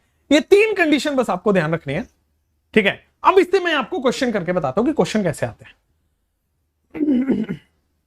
आइए, जैसे ये आपके पास K1 K2 दिया गया है, ठीक है ना। जैसे आपके पास K1 K2 दिया गया है, अब पूछ रहा है find K equilibrium for XeO4 plus twice HF gives XeO3F2 plus water, ठीक है। इसका बोल रहा है ये K1 और K2 दिया गया है, इसका K equilibrium in terms of K1 K2। Find K equilibrium for this reaction in terms of K1 K2, come on find. Spam करो मीना जी, क्या चाह रहे हो आप जिंदगी में? मीना जी एक देखो, तुम कोटा फैक्ट्री वाला मीना देखो कहां चल गया। यहां पे आ जाओ, XeO4, इन दोनों से ये रिएक्शन कैसे बनाओगे? सुनो, इन क्वेश्चंस को आजकल बहुत पूछे जा रहे हैं, ध्यान से सुनना। देखो इन दोनों से मुझे ये बनाना है, ठीक है ना? तो देखो XeO3F2, XeO3F2 यहां पे है, वाटर हमें इस साइड लाना पड़ेगा। आप समझ रहे बात को? आप समझ रहे बात को? कैसे कर रहे हैं हम? XeO4 लेफ्ट हैंड साइड में रहेगा, HF हमें लेफ्ट हैंड साइड में चाहिए, तो HF को हमें इधर लाना पड़ेगा। आप समझ पा रहे हो? HF राइट हैंड साइड में है, अब इधर लाना पड़ेगा तभी तो रिएक्टेंट में होगा।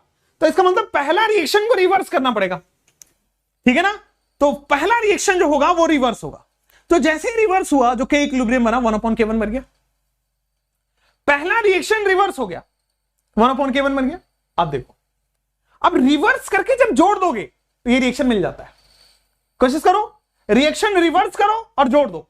तो देखो क्या कट रहा है? कुछ कटेगा। XeOF4 से XeOF4 कैंसिल आउट हो जाएगा, इधर लेफ्ट हैंड साइड में जाएगा, उससे कैंसिल आउट हो जाएगा। तो इसको रिवर्स करना है और इसको जोड़ देना है, ठीक है ना? पहले रिएक्शन को रिवर्स किया, ऐड 1 और 2। तो बेटा रिवर्स करने के बाद ये हो गया 1/K1, और 2 को ऐड करने के बाद K2 से, when the reactions are added it is multiplied, तो K2/K1 will be the answer। बोलो ठीक क्या? इसका K इक्विलिब्रियम क्या है? K2/K1। हमें इन दोनों से ये बनाना है। तो देखो इधर HF लेफ्ट हैंड साइड में और इधर HF राइट हैंड साइड में, तो हमें लेफ्ट हैंड साइड में लाना पड़ेगा। रिएक्शन को रिवर्स किया, 1/K1 बन गया, ठीक है? और जैसे रिएक्शन को रिवर्स किया, ऐड कर दो, क्योंकि XeO4 लेफ्ट है, तो ऐड करोगे तो दो रिएक्शन ऐड करने मल्टीप्लाई हो जाते हैं, K2/K1। सबसे पहले रिवर्स किया, अब रिवर्स किया तो ये K1 क्या हो जाएगा? 1/K1 में चेंज हो जाएगा। ये K1 है, 1/K1 है, ये K2 है, ठीक है ना? ये 1/K1 है और ये K2 है, तो आपके पास दोनों मल्टीप्लाई हो गए, और जैसे ही मल्टीप्लाई हो गया तो भाई रिएक्शन ऐड होगा तो मल्टीप्लाई हो गया, K2/K1। चलो नेक्स्ट। अब जैसे ये आपके पास, ठीक है, find K equilibrium for this. बताओ कह रहा है कि इस रिएक्शन के लिए, ऊपर वाले रिएक्शन के लिए K इक्विलिब्रियम दिया गया 8, नीचे वाले रिएक्शन के लिए कैसे करोगे? तो देखो, सबसे पहले रिएक्शन रिवर्स हुआ होगा, इससे ये रिएक्शन बनाना है, तो रिएक्शन रिवर्स हुआ होगा। बिल्कुल ठीक है सर, तो ये रिएक्शन को रिवर्स कर दो। तो भाई जो रिएक्शन रिवर्स करोगे तो ये बनेगा 12H2। चलो थोड़ा डायरेक्ट बताता हूं। रिएक्शन रिवर्स करोगे तो देखो लेफ्ट हैंड साइड में 12H2 आ गया, बट 2 से मल्टीप्लाई भी करना पड़ेगा। रिएक्शन रिवर्स करोगे और 2 से मल्टीप्लाई करोगे, क्लियर हुआ? तो रिएक्शन रिवर्स करने के लिए जो K इक्विलिब्रियम हुआ वो 1/8 हो गया, 2 से मल्टीप्लाई करोगे तो क्या ये 2 हो गया? क्लियर है क्या? रिएक्शन रिवर्स करोगे तो ये देखो रिएक्शन रिवर्स हो गया, ये रेसिप्रोकल, और 2 से मल्टीप्लाई करोगे तो क्या ये 1/64 हो गया? क्लियर है, कोई प्रॉब्लम वाली बात नहीं है।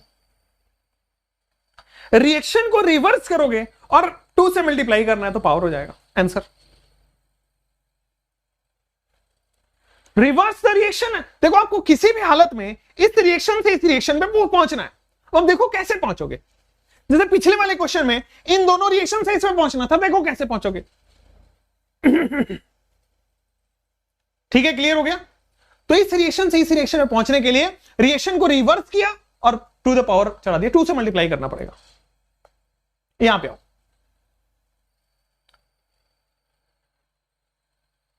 अब देखो K1 K2 K3 दिया गया है। अब देखोगे तो K1 K2 और K3 में क्या रिलेशन है ये पूछ रहा है। K1 K2 K3 दिया गया है, क्या रिलेशन है ये पूछा जा रहा है। गला फंस रहा है भाई साहब, क्लियर है? समझ गए? इससे हमें y मल्टीप्लाई बाई 2, अरे गधो इधर आओ, इधर आओ। मैं तुम बताओ तुम कहां पढ़े हो, मतलब मुझे ये बताओ, मुझे जानना है, जिज्ञासा है कि कहां थे साल भर, ठीक है ना? या पढ़े ही नहीं एकदम गधो। ये तो यार अगर रिएक्शन रिवर्स करोगे तो 12H2 plus 12I2 gives HI बन रहा है। हमें तो ये रिएक्शन चाहिए ना, तो भाई इससे ये रिएक्शन कैसे बनाओगे? 2 से मल्टीप्लाई करोगे तब तो ये रिएक्शन होगा, तो 2 से मल्टीप्लाई कर दोगे तो H2 प्लस I2 ये बनेगा ट्वाइस HI। बन गया ना ये रिएक्शन। तो पहले रिएक्शन को रिवर्स किया तो रिएक्शन को रिवर्स करने पर रेसिप्रोकल हो गया होगा। 2 से मल्टीप्लाई किया तो K इक्विलिब्रियम का पावर चला जाता है बेटा, 1/64 आंसर आ गया। अब लिख लिख के पढ़ाना पड़ेगा तो हो जाएगा। चलो अब आ जाओ ये वाला रिएक्शन। ये 1/6 मत समझ लेना भैया, 1/8 है। चलो इस रिएक्शन K1 K2 K3 में क्या रिलेशन है? K1 K2 K3 में क्या रिलेशन है? कम ऑन, मैं भी देखता हूं, सॉल्व करता हूं। देखो K1 K2 K3 में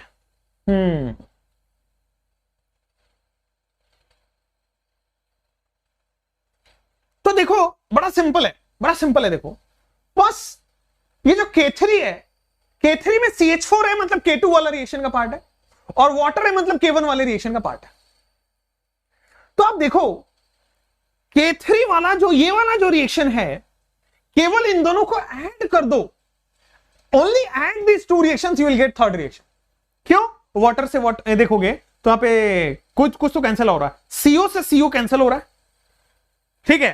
तो देखो CH4 plus 2 water give CO2 plus 4 hydrogen. CO2 plus 2 CH4 plus 2 water give CO2 plus 4 hydrogen. भाई इन दोनों रिएक्शन को ऐड कर दो तो ये बन जाएगा, इन दोनों रिएक्शन को ऐड कर दो तो ये बन जा रहा है। तो भाई जब रिएक्शन ऐड करोगे तो equilibrium constant get multiplied, K3 equal to K1 K2। जब रिएक्शन ऐड करोगे तो equilibrium constant get multiplied, K3 equal to K1 K2। सोचो सी ऑप्शन मिल गया क्या? तो बस आपको ढूंढना है कि किसको जोड़ करके किसको सब्ट्रैक्ट करके किया जा सकता है। K3 equal to K1 K2, D option बिल्कुल ठीक है। चलिए नेक्स्ट यहां पे आइए, बस बहुत शानदार क्वेश्चन है, बहुत शानदार क्वेश्चन है। एक क्वेश्चन इसमें रह गया, एक क्वेश्चन इसमें रह गया, मैं ऐड कर देता हूं, रुको। क्वेश्चन इसमें रह गया, कह रहा है कि जैसे ये रिएक्शन आपको दिया गया है, ये रिएक्शन आपको दिया गया है N2 gas plus O2 gas gives twice NO gas, ठीक है। इसका इक्विलिब्रियम कांस्टेंट K1 है। फिर आ जाओ NO गैस जो है it gives half N2 gas plus half O2 gas, ठीक है ना। इसका K2 दिया गया है, K1 K2 आ गया। अब आपको रिलेशन बताना है K1 K2 में। Find the relation between K1 K2,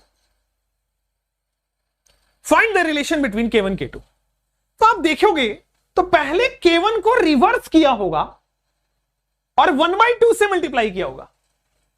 reaction K1 को रिवर्स किया होगा और 1/2 से मल्टीप्लाई किया होगा। देखो क्लियर है क्या? अगर आप रिएक्शन को रिवर्स कर दो तो बेटा सबसे पहले ये 1/K1 बनेगा और 1/2 से मल्टीप्लाई किया होगा। बोलो क्लियर है क्या? तो that is called as 1/√K1 is equal to K2। बोलो ठीक, यही है, यही है। कोई रूट कैसे 1/2 नहीं, एक सेकेंड, 1/K1 है ना, रूट नहीं आएगा। अरे यार 1/K1 का स्क्वायर, एक सेकेंड एक सेकेंड एक सेकेंड,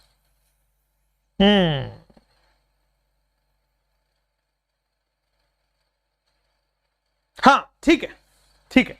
तो देखो 1/K1 की पावर हाफ, 1/K1 की पावर हाफ, तो 1/√K1 कर दो इज इक्वल टू K2, चलेगा। 1/√K1 is equal to K2 बिल्कुल सही है, कोई दिक्कत वाली बात नहीं, ठीक है।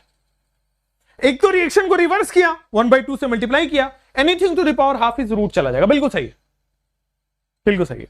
तो K1 और K2 में ये रिलेशन आ गया आपके पास, ठीक है। चलिए नेक्स्ट आपके पास आते हैं ये वाला क्वेश्चन करने पे। Next will be this question, come on do this. अगर ये रिएक्शन दिया गया है, equilibrium concentration of C double हो जाएगा तो क्या फर्क पड़ेगा? आंसर बताओ फटाफट। अगर मैं Kc इसका लिखता हूं, चलो सबसे पहले मैं इसका Kc लिखता हूं, तो Kc विल बी C के कंसंट्रेशन का क्यूब, B का कंसंट्रेशन का स्क्वायर अपॉन A का कंसंट्रेशन। बोलो क्लियर क्या? C का क्यूब B का स्क्वायर अपॉन A का कंसंट्रेशन, यही होता है। आ जाओ तो अब देखते हैं कि अगर मैं C का कंसंट्रेशन डबल कर दूं, C की जगह 2 से लिख दूं, तो क्या K इक्विलिब्रियम 8 गुना हो जाएगा? जो कि आंसर गलत है भाई। मैंने बोला है के इक्विलिब्रियम केवल और केवल स्टोइकोमेट्री, केवल और केवल टेम्परेचर पर डिपेंड करेगा, या तो स्टोइकोमेट्री या तो टेम्परेचर, केवल और केवल स्टोइकोमेट्री और टेम्परेचर पर डिपेंड करता है और किसी पे डिपेंड नहीं करता। ठीक है, अगर रिएक्शन कंडीशन की बात करें तो केवल और केवल टेम्परेचर पे डिपेंड करता है, बाकी आपके कंसंट्रेशन घटाने बढ़ाने से केसी पे कोई फर्क नहीं पड़ेगा। ए इज द एब्सोल्यूट फर्जी आंसर, जो कि देख रहे हैं बेटा, अभी सामने रहते ना ऐसे चमाट मारता, अभी समय सही बता रहा हूं भाई। केसी कैसे बढ़ सकता है यार, इक्विलिब्रियम कांस्टेंट नाम है उसका, इट इज कांस्टेंट, तभी उसका नाम कांस्टेंट रखा गया है, वो चेंज नहीं होता इक्विलिब्रियम के चेंज करने से। के इक्विलिब्रियम को केवल और केवल टेम्परेचर चेंज कर सकता है वांट ऑफ इक्वेशन से। चलो अब आते हैं, अगर के इक्विलिब्रियम चेंज नहीं होगा तो ये केसी ओल्ड है क्या? दिस इज केसी ओल्ड, ये हमने पुराना केसी निकाला। अब हम केसी न्यू निकालते हैं। केसी न्यू कैसे निकालोगे? केसी न्यू निकलेगा कंसंट्रेशन ऑफ सी को डबल करने से। तो कर दो, कंसंट्रेशन ऑफ सी को डबल करो।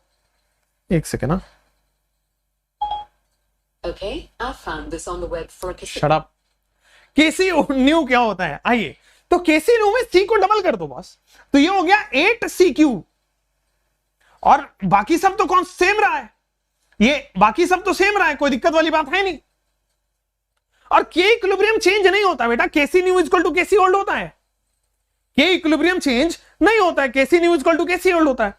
तो C cube B square upon A is equal to 8c cube B square upon A, upon A. बड़ा सिंपल है, देखना।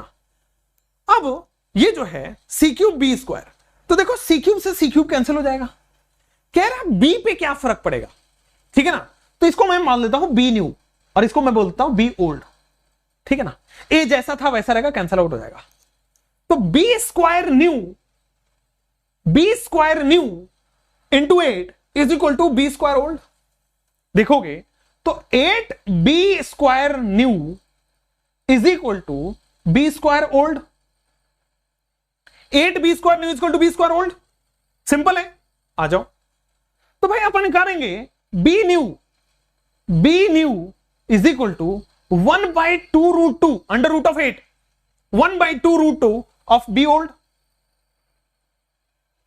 समझ पा रहे? तो अब केसी अगर कांस्टेंट रहना है तो बी को चेंज होना पड़ेगा, केसी अगर कांस्टेंट रहना है तो बी को चेंज रहना पड़ेगा, सी ऑप्शन, ठीक है ना। केसी विल बी सेम, अगर बी को चेंज कर रहे हो, मतलब अगर सी को चेंज कर रहे हो तो बी में चेंज आएगा, अगर सी को बढ़ा रहे हो तो बी कम हो जाएगा, तभी तो दोनों का मल्टीप्लीकेशन सेम होगा। भाई केसी को सेम रहना है तो अगर आप सी को बढ़ाओगे तो बी कम रहेगा, वही बी कम हो गया है, पुराने वाले का 2 रूट 2 टाइम्स कम हो गया है। तो सी को बढ़ाओगे बी कम होगा, वेरी सिंपल। सी को बढ़ाओगे बी कम होगा, वेरी सिंपल। चलो next, how it is 8c। बेटा सी को डबल कर दिया गया है तो 2 क्यूब जो है वो 8 हो जाएगा, 2 का क्यूब जो है वो 8 हो जाएगा। आंखें खोल के पढ़ो बेटा, आंखें खोल के पढ़ो। कह रहा है कि बेटा if the equilibrium concentration of C gets doubled, अगर इक्विलिब्रियम कांस्टेंट ऑफ सी को 2 टाइम्स रखोगे, 2c कर दोगे, तो 2 का क्यूब मुझे लगता है 8 होगा। के इक्विलिब्रियम हमेशा सेम होता है, दोनों को इक्वेट कर दिया, आपके पास ये आ गया, यहां से ये आ गया। डाउट कैसे पूछे बेटा, डाउट के लिए और हमारे तरफ से पूरी टीम लगी पड़ी है। आप टेलीग्राम पे @VT सर डाउट्स करके एक हैंडल है, उस पर आप पर्सनल डाउट्स पूछ सकते हो। नेक्स्ट आइए, the equilibrium constant for the following are K1 K2 K3, the equilibrium constant for this are. आइए, अगर आपको यहां पे K1 K2 K3 दिख रहा है तो इक्विलिब्रियम कांस्टेंट इस रिएक्शन का क्या होगा? कम ऑन,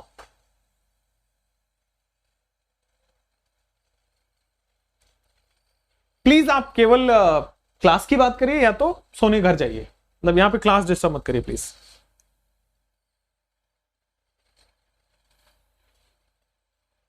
चलिए बेटा, स्क्वायर है ना, तो स्क्वायर भी तो बताओगे, तो b2/√8 हो जाएगा, 2 रूट 2। चलो नेक्स्ट, अब आ जाओ, यहां पे देखोगे तो equilibrium constant K for the reaction क्या होगा। आइए, तो equilibrium constant K for the reaction बड़ा सिंपल होगा। देखो कैसे, इन तीनों रिएक्शन से ये कैसे बन रहा है। तो यहां पे देखो अमोनिया लेफ्ट हैंड साइड में, तो इसका मतलब पहले वाले को रिवर्स करना पड़ा होगा। यहां अमोनिया लेफ्ट हैंड साइड में है तो पहले वाले को रिवर्स किया होगा, मतलब K1 जो है वो 1/K1 बन चुका होगा। बिल्कुल ठीक है क्या? तो देखो जिसमें 1 नीचे में K1 होगा वही आंसर होगा, तो आंसर डी नहीं हो सकता। पहली बात कि सबसे पहले अमोनिया को लेफ्ट हैंड साइड में लाओगे, इसमें अमोनिया लेफ्ट हैंड साइड में, इसलिए चलो। दूसरा चीज, NO राइट हैंड साइड में ठीक है, वाटर राइट हैंड साइड में ठीक है, लेकिन वाटर में 3 से मल्टीप्लाई किया है, वाटर में 3 से मल्टीप्लाई किया। Can you see this? मतलब इस रिएक्शन में 3 से मल्टीप्लाई कर किया होगा, तो मतलब K3 का क्यूब हो गया होगा, तो इसका मतलब K3 का क्यूब हुआ होगा कहीं ना कहीं। तो आंसर देखो K3 क्यूब कहीं है, एक ही आंसर है, आंसर आ जाएगा। बस इसको देख के इसमें क्या क्या छेड़छाड़ करें कि ये मिल जाए, ये हमें पता करना है, and that will be the answer. ठीक है ना? क्लियर? नेक्स्ट, अब आइए यहां पे आइए, विच ऑक्साइड इज मोर स्टेबल। चलिए, अब विच ऑक्साइड इज मोर स्टेबल के बाद अपन आते हैं एप्लीकेशन ऑफ इक्विलिब्रियम कांस्टेंट पे, है ना? एप्लीकेशन ऑफ इक्विलिब्रियम कांस्टेंट पे, फैक्टर्स अफेक्टिंग के इक्विलिब्रियम हो गया। आइए अब आते हैं एप्लीकेशन पे, एप्लीकेशन ऑफ के इक्विलिब्रियम। एप्लीकेशन ऑफ के इक्विलिब्रियम में सबसे पहले आएगा कि इफ, अगर आपके पास के की वैल्यू, इफ के इज लार्ज, ठीक है ना, तो आपका प्रोडक्ट स्टेबल होगा।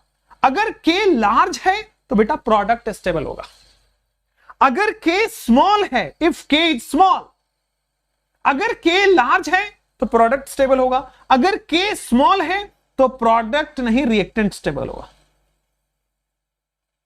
रिएक्टेंट स्टेबल होगा। सिंपल है। के ज्यादा है, के क्या होता है? Product upon reactant. के ज्यादा है तो प्रोडक्ट ज्यादा होगा। सिंपल है ना? इफ के is large, product is more. If K is large, product is more, and if K is small, product is less. If K is small, product is less. अगर K बड़ा है तो product ज्यादा होगा, product ज्यादा होगा तो प्रोडक्ट स्टेबल है। अगर K स्मॉल है तो प्रोडक्ट कम होगा, प्रोडक्ट कम होगा इसका मतलब रिएक्टेंट स्टेबल है। चलिए अब आते हैं, K लार्ज है तो कितना लार्ज है? K अगर लार्ज है तो कितना लार्ज है? इसका मतलब K 10⁻³ से लार्ज है, बड़ा है। अगर K स्मॉल है तो कितना स्मॉल है? K की वैल्यू लेस देन 10⁻³ होगा। K लार्ज है तो कितना लार्ज है? 10⁻³ से बड़ा होगा। K स्मॉल है तो कितना स्मॉल है? 10⁻³ से स्मॉल होगा। तो एप्लीकेशन ऑफ के इक्विलिब्रियम ये हो गया आपके पास, K लार्ज है, K स्मॉल है, कितना स्मॉल है। ठीक है, अब आते हैं उसके बाद, एक तो ये हो गया। दूसरा, आप क्या होगा, किसी भी रिएक्शन का डायरेक्शन प्रिडिक्ट कर सकते हो। Predicting direction of a reaction, predicting direction of a reaction, कि पूछेगा कि भाई रिएक्शन किधर जाएगा, बोल देगा कि भाई अभी इक्विलिब्रियम आया नहीं है, आप बताओ मुझे रिएक्शन किधर जाएगा। ठीक है, तो उस समय आपको एक रिएक्शन कोशेंट निकालना होता है। ठीक है ना? रिएक्शन कोशेंट Q, अगर Q जो है QC less greater than KC है तो कुछ कैसे होगा? QC is equal to KC है तो कैसे जाएगा रिएक्शन, बताता हूं अभी। और लेस देन KC है तो कैसे जाएगा? देखो एक बार, जिस तरह से आप KC निकाल रहे थे उसी तरह से QC निकलेगा। सेम प्रोडक्ट की power stoichiometry to the power reactant, मतलब डिनोमिनेटर में रिएक्टेंट की पावर स्टोइकोमेट्री। KC जैसे निकाल रहे थे, प्रोडक्ट की पावर स्टोइकोमेट्री अपॉन रिएक्टेंट की पावर स्टोइकोमेट्री, KC निकाल रहे थे। चलो सेम QC निकलेगा, बस डिफरेंस ये होता है कि KC में इक्विलिब्रियम कॉन्सेंट्रेशन होता है और QC में किसी भी टाइम का कंसंट्रेशन रख सकते हो। KC में इक्विलिब्रियम कंसंट्रेशन होता है और QC में रिएक्टेंट के टाइम का कंसंट्रेशन, सॉरी QC में किसी भी टाइम का कंसंट्रेशन होता है, इसमें इक्विलिब्रियम का कंसंट्रेशन होता है, इसमें किसी भी टाइम का कंसंट्रेशन होता है। अब देखो QC ग्रेटर देन KC है, QC ग्रेटर देन KC है, तो अगर KC से बहुत बड़ा है, अगर KC से बहुत बड़ा है तो आप समझना कि अपने आप को कम करने की कोशिश करेगा, अपने आप को कम करेगा, क्योंकि हर चीज इक्विलिब्रियम की तरफ जाने की कोशिश करती है। तो अगर ये बड़ा है तो अपने आप को कम करेगा। अपने आप को कम कैसे करे? मतलब अपने आप को कम करेगा तभी तो KC के बराबर होगा। तो कम करेगा मतलब रिएक्शन बैकवर्ड, कम करेगा मतलब रिएक्शन बैकवर्ड हो जाएगा। चलो नेक्स्ट, QC KC के बराबर हुआ मतलब रिएक्शन इक्विलिब्रियम में है, मतलब रिएक्शन इक्विलिब्रियम में है। और QC लेस देन KC हुआ तो क्या करोगे? ये KC की तरफ जाना चाहेगा, अपने आप को बढ़ाना चाहेगा, बढ़ाएगा मतलब रिएक्शन फॉरवर्ड।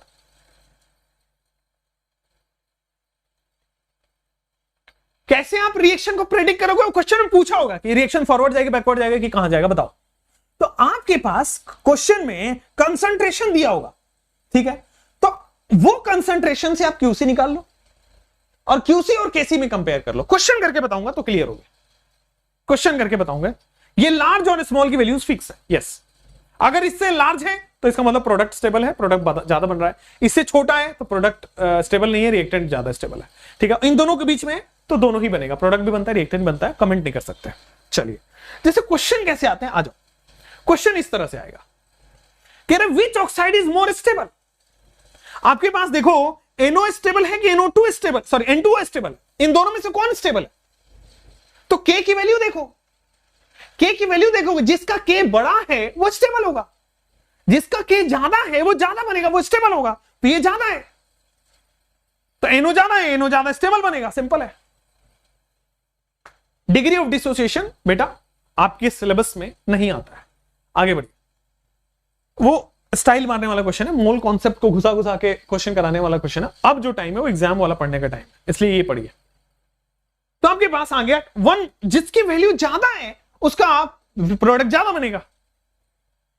NO बिल्कुल क्लियर है, NO ऑक्साइड। चलो नेक्स्ट, ये मत समझ आना कि भाई ये 10 है, बेटा पावर नेगेटिव जितना कम होता है उतना ज्यादा होता है। नेक्स्ट, अब देखो ये रिएक्शन क्वोशिएंट वाला क्वेश्चन है, अब वहां पे समझ आ जाएगा क्लैरिटी भी। कह रहे रिएक्शन क्वोशिएंट ये दिया गया है, the reaction will proceed from left to right if. भाई रिएक्शन लेफ्ट से राइट कब जाएगा, फॉरवर्ड कब जाता है? रिएक्शन फॉरवर्ड कब जाता है? जब Q, देखो यहां पे रिएक्शन फॉरवर्ड कब जाता है? रिएक्शन फॉरवर्ड तब जाएगा जब QC लेस देन KC होगा। जब KC से छोटा होगा तब तो फॉरवर्ड जाएगा, QC लेस देन KC होगा। अब देखो जब Q छोटा होगा तभी तो अपने आप को बड़ा करना चाहेगा, हर चीज इक्विलिब्रियम बनना चाहता है तो अपने आप को बड़ा करेगा, बढ़ाएगा, इंक्रीज कराएगा, आगे बढ़ाएगा, फॉरवर्ड जाएगा। लेफ्ट से राइट तभी जाएगा जब रिएक्शन फॉरवर्ड की तरफ जा रहा है। बहुत बढ़िया। नेक्स्ट, ये वाला क्वेश्चन करिए। KC आ गया है, this KC is 10 if a container contains 1 2 3 4 मोल पर लीटर ABCD, देन बताइए।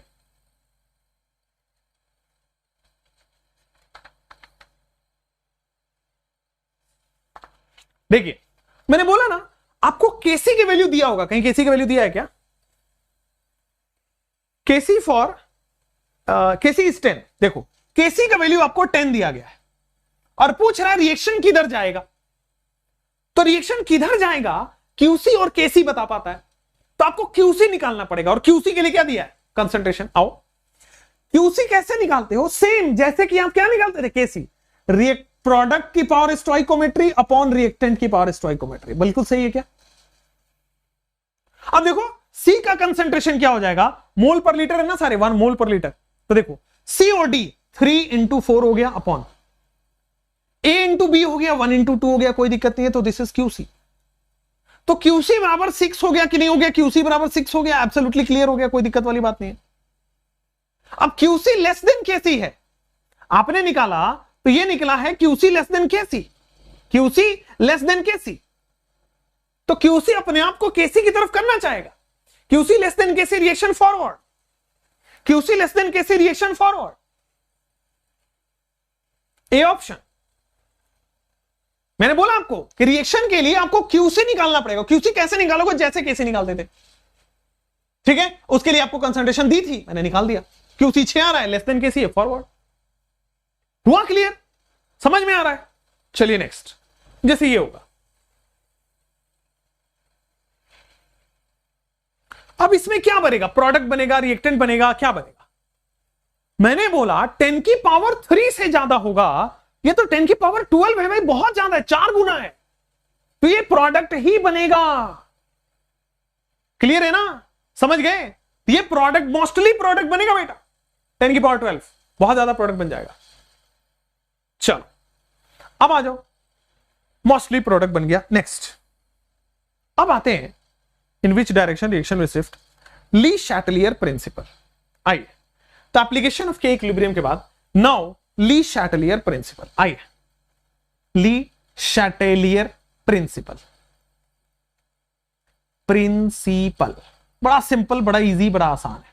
बड़ा सिंपल, बड़ा इजी, बड़ा आसान। ली शैटलियर प्रिंसिपल हमेशा आप जो करोगे उसका उल्टा काम करेगा। बस ली शैटलियर प्रिंसिपल हमेशा आप जो करोगे उसका उल्टा काम करता है। ठीक है, तो ली शैटलियर का आंसर लाने के लिए उल्टा सोचना पड़ेगा। आइए, सबसे पहला, अगर आप रिएक्टेंट का कंसंट्रेशन बढ़ा रहे हो, सबसे पहले बॉस आप रिएक्टेंट का कंसंट्रेशन बढ़ा रहे हो। क्या हुआ भाई? सबसे पहले बॉस रिएक्टेंट का कंसंट्रेशन बढ़ा रहे हो। अगर आप रिएक्टेंट का कंसंट्रेशन बढ़ा रहे हो तो सोचो, देखो ये रिएक्टेंट है, ये प्रोडक्ट है, ये रिएक्टेंट है, प्रोडक्ट है। अगर आप रिएक्टेंट का कंसंट्रेशन बढ़ाओगे तो ली शैटलियर क्या करेगा? उल्टा रिएक्टेंट कंसंट्रेशन कम करेगा। रिएक्टेंट कम कैसे होगा? जब रिएक्शन फॉरवर्ड जाएगा। भाई खर्च होगा तभी तो रिएक्टेंट कम होगा। फिर से समझाता हूं, अगर आप रिएक्टेंट का कंसंट्रेशन बढ़ाओगे तो पूछेगा रिएक्शन किधर जाएगा, इक्विलिब्रियम किधर जाएगा। अगर आप रिएक्टेंट का कंसंट्रेशन बढ़ाओगे तो ली शैटलियर कम करेगा। रिएक्टेंट कम कैसे होगा? जब रिएक्शन फॉरवर्ड जाएगा। तो रिएक्टेंट बढ़ाने से फॉरवर्ड, रिएक्टेंट बढ़ाने से रिएक्शन फॉरवर्ड चला गया, कोई दिक्कत नहीं है। चलो अब आ जाओ सेकंड, अगर आप प्रोडक्ट का कंसंट्रेशन बढ़ा रहे हो, प्रोडक्ट का कंसंट्रेशन बढ़ाए हो तो क्या करेगा? अगर आप प्रोडक्ट का कंसंट्रेशन बढ़ाए हो तो प्रोडक्ट बहुत ज्यादा बन गया होगा, तो इक्विलिब्रियम ली शैटलियर उल्टा करता, प्रोडक्ट कम करेगा। प्रोडक्ट कम कैसे होगा? जब ये खर्च होगा। खर्च कैसे होगा? जब ये रिएक्शन बैकवर्ड आएगा। जब ये रिएक्शन बैकवर्ड आएगा तो बॉस रिएक्शन बैकवर्ड। रटना नहीं है, एकदम वो काम करना है जो आप कर रहे हो उसको उल्टा कर दो, ली शैटलियर अपने आप हो जाता है। कॉन्सेप्ट पे ध्यान दोगे ना तो ये सब रटना फटना से भूल जाओगे, राइट? तो रिएक्टेंट, अगर आप रिएक्टेंट बढ़ा रहे हो तो ली शैटलियर रिएक्टेंट कम करेगा। कम कैसे होगा? ये खर्च होगा तभी तो। खर्च कैसे होगा? जब फॉरवर्ड जाएगा। प्रोडक्ट बढ़ा रहे हो तो प्रोडक्ट को ली शैटलियर कम करेगा। प्रोडक्ट कम कैसे होगा? जब ये खर्च होगा। खर्च कैसे होगा? रिएक्शन बैकवर्ड जाके। ठीक है, तीसरा चीज थर्ड थिंग इज, क्यों ऐसे चल रहा है? थर्ड थिंग, अगर आप बेटा प्रेशर बढ़ा रहे हो, थर्ड थिंग में अगर आप मेरे दोस्त प्रेशर बढ़ा रहे हो तो प्रेशर बढ़ रहा है तो एक समझो, pressure is directly proportional to moles होता है। PV equal to NRT, PV equal to NRT, तो pressure directly proportional to mole होता है। तो इसका मतलब अगर आप प्रेशर बढ़ा रहे हो तो मोल बढ़ रहा होगा, है ना? तो प्रेशर बढ़ाने से मोल बढ़ रहा होगा तो ली शैटलियर उल्टा करेगा। आप प्रेशर बढ़ाओगे तो अपने आप मोल बढ़ रहा होगा, डायरेक्टली प्रोपोर्शनल। तो ली शैटलियर क्या करेगा? मोल को कम कर देगा। तो ली शैटलियर उधर रिएक्शन को ले जाएगा जिधर मोल्स कम हो। प्रेशर बढ़ने से अपने आप मोल्स बढ़ रहा होगा, डायरेक्टली प्रोपोर्शनल। तो ली शैटलियर उल्टा काम करता है, तो मोल्स को कम करेगा। मतलब reaction moves toward lower moles, reaction moves towards lower moles. तो कम मोल्स की तरफ रिएक्शन मूव करता है। क्लियर हो गया? चलो फोर्थ आपके पास आएगा प्रेशर। फोर्थ आपके पास आएगा प्रेशर, अगर मान लो कम कर रहे हो तो प्रेशर कम कर रहे हो, मोल्स कम हो जाएगा, है ना? प्रेशर कम कर रहे हो, मोल्स कम हो जाएगा। अब मोल्स कम होगा तो ली शैटलियर उल्टा काम करेगा, मोल्स को बढ़ाने की कोशिश करेगा, तो रिएक्शन उधर जाएगा जिधर हायर मोल्स हो। तो यहां पे सिंपल हो जाएगा, reaction moves towards higher moles, reaction moves towards higher moles. Clear है क्या? समझ गए क्या? कोई दिक्कत नहीं है क्या? आगे बढ़िए। हायर, आइए भाई साहब, क्लियर है? कोई दिक्कत नहीं है? सब समझ में भी आ रहा है?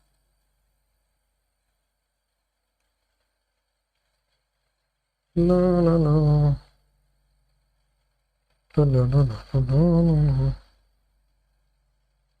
No, no, no, no, no, no, no, no. चलिए, नाइस। अब आइए टुवर्ड हायर मोल्स। अब ली शैटलियर प्रिंसिपल के ये दो कंडीशन हो गए, एक तो कंसंट्रेशन होता है, एक प्रेशर का होता है। उसी तरह टेम्परेचर कंडीशन होता है। तो आइए फिफ्थ कंडीशन मैं बता देता हूं कि अगर आपका रिएक्शन एंडोथर्मिक है, अगर आपका रिएक्शन एंडोथर्मिक है तो एंडोथर्मिक में टेम्परेचर बढ़ाओगे रिएक्शन फॉरवर्ड जाएगा। एंडोथर्मिक में टेम्परेचर आगे ले जाता है। एज इट इज रख लीजिए, वन टॉप से मैंने समझाया होता है बट यहां पे एज इट इज रख लीजिए कि एंडोथर्मिक में टेम्परेचर आगे ले जाएगा और क्या हुआ, और एक्सोथर्मिक में उल्टा हो जाता है। ठीक है, रिएक्शन बैकवर्ड।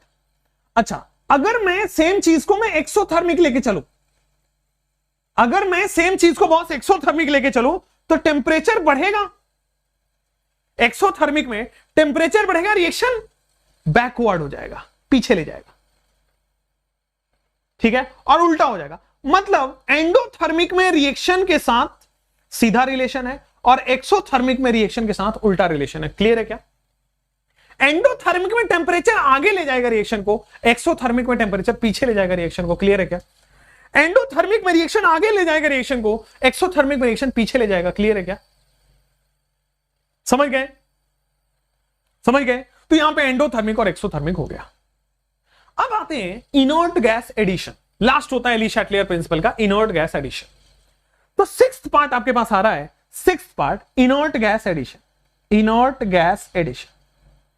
आइए, अगर हम कांस्टेंट वॉल्यूम पे, एट कांस्टेंट वॉल्यूम पे इनर्ट गैस ऐड कर रहे हैं तो रिएक्शन में कोई चेंज नहीं आएगा, नो चेंज।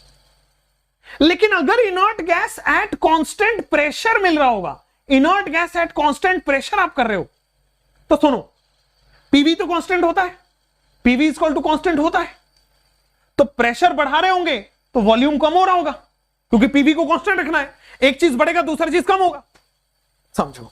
तो प्रेशर बढ़ाओगे, यहां पे क्या होगा? प्रेशर बढ़ाने से वॉल्यूम कम हो रहा है, ठीक है ना? एट इतना।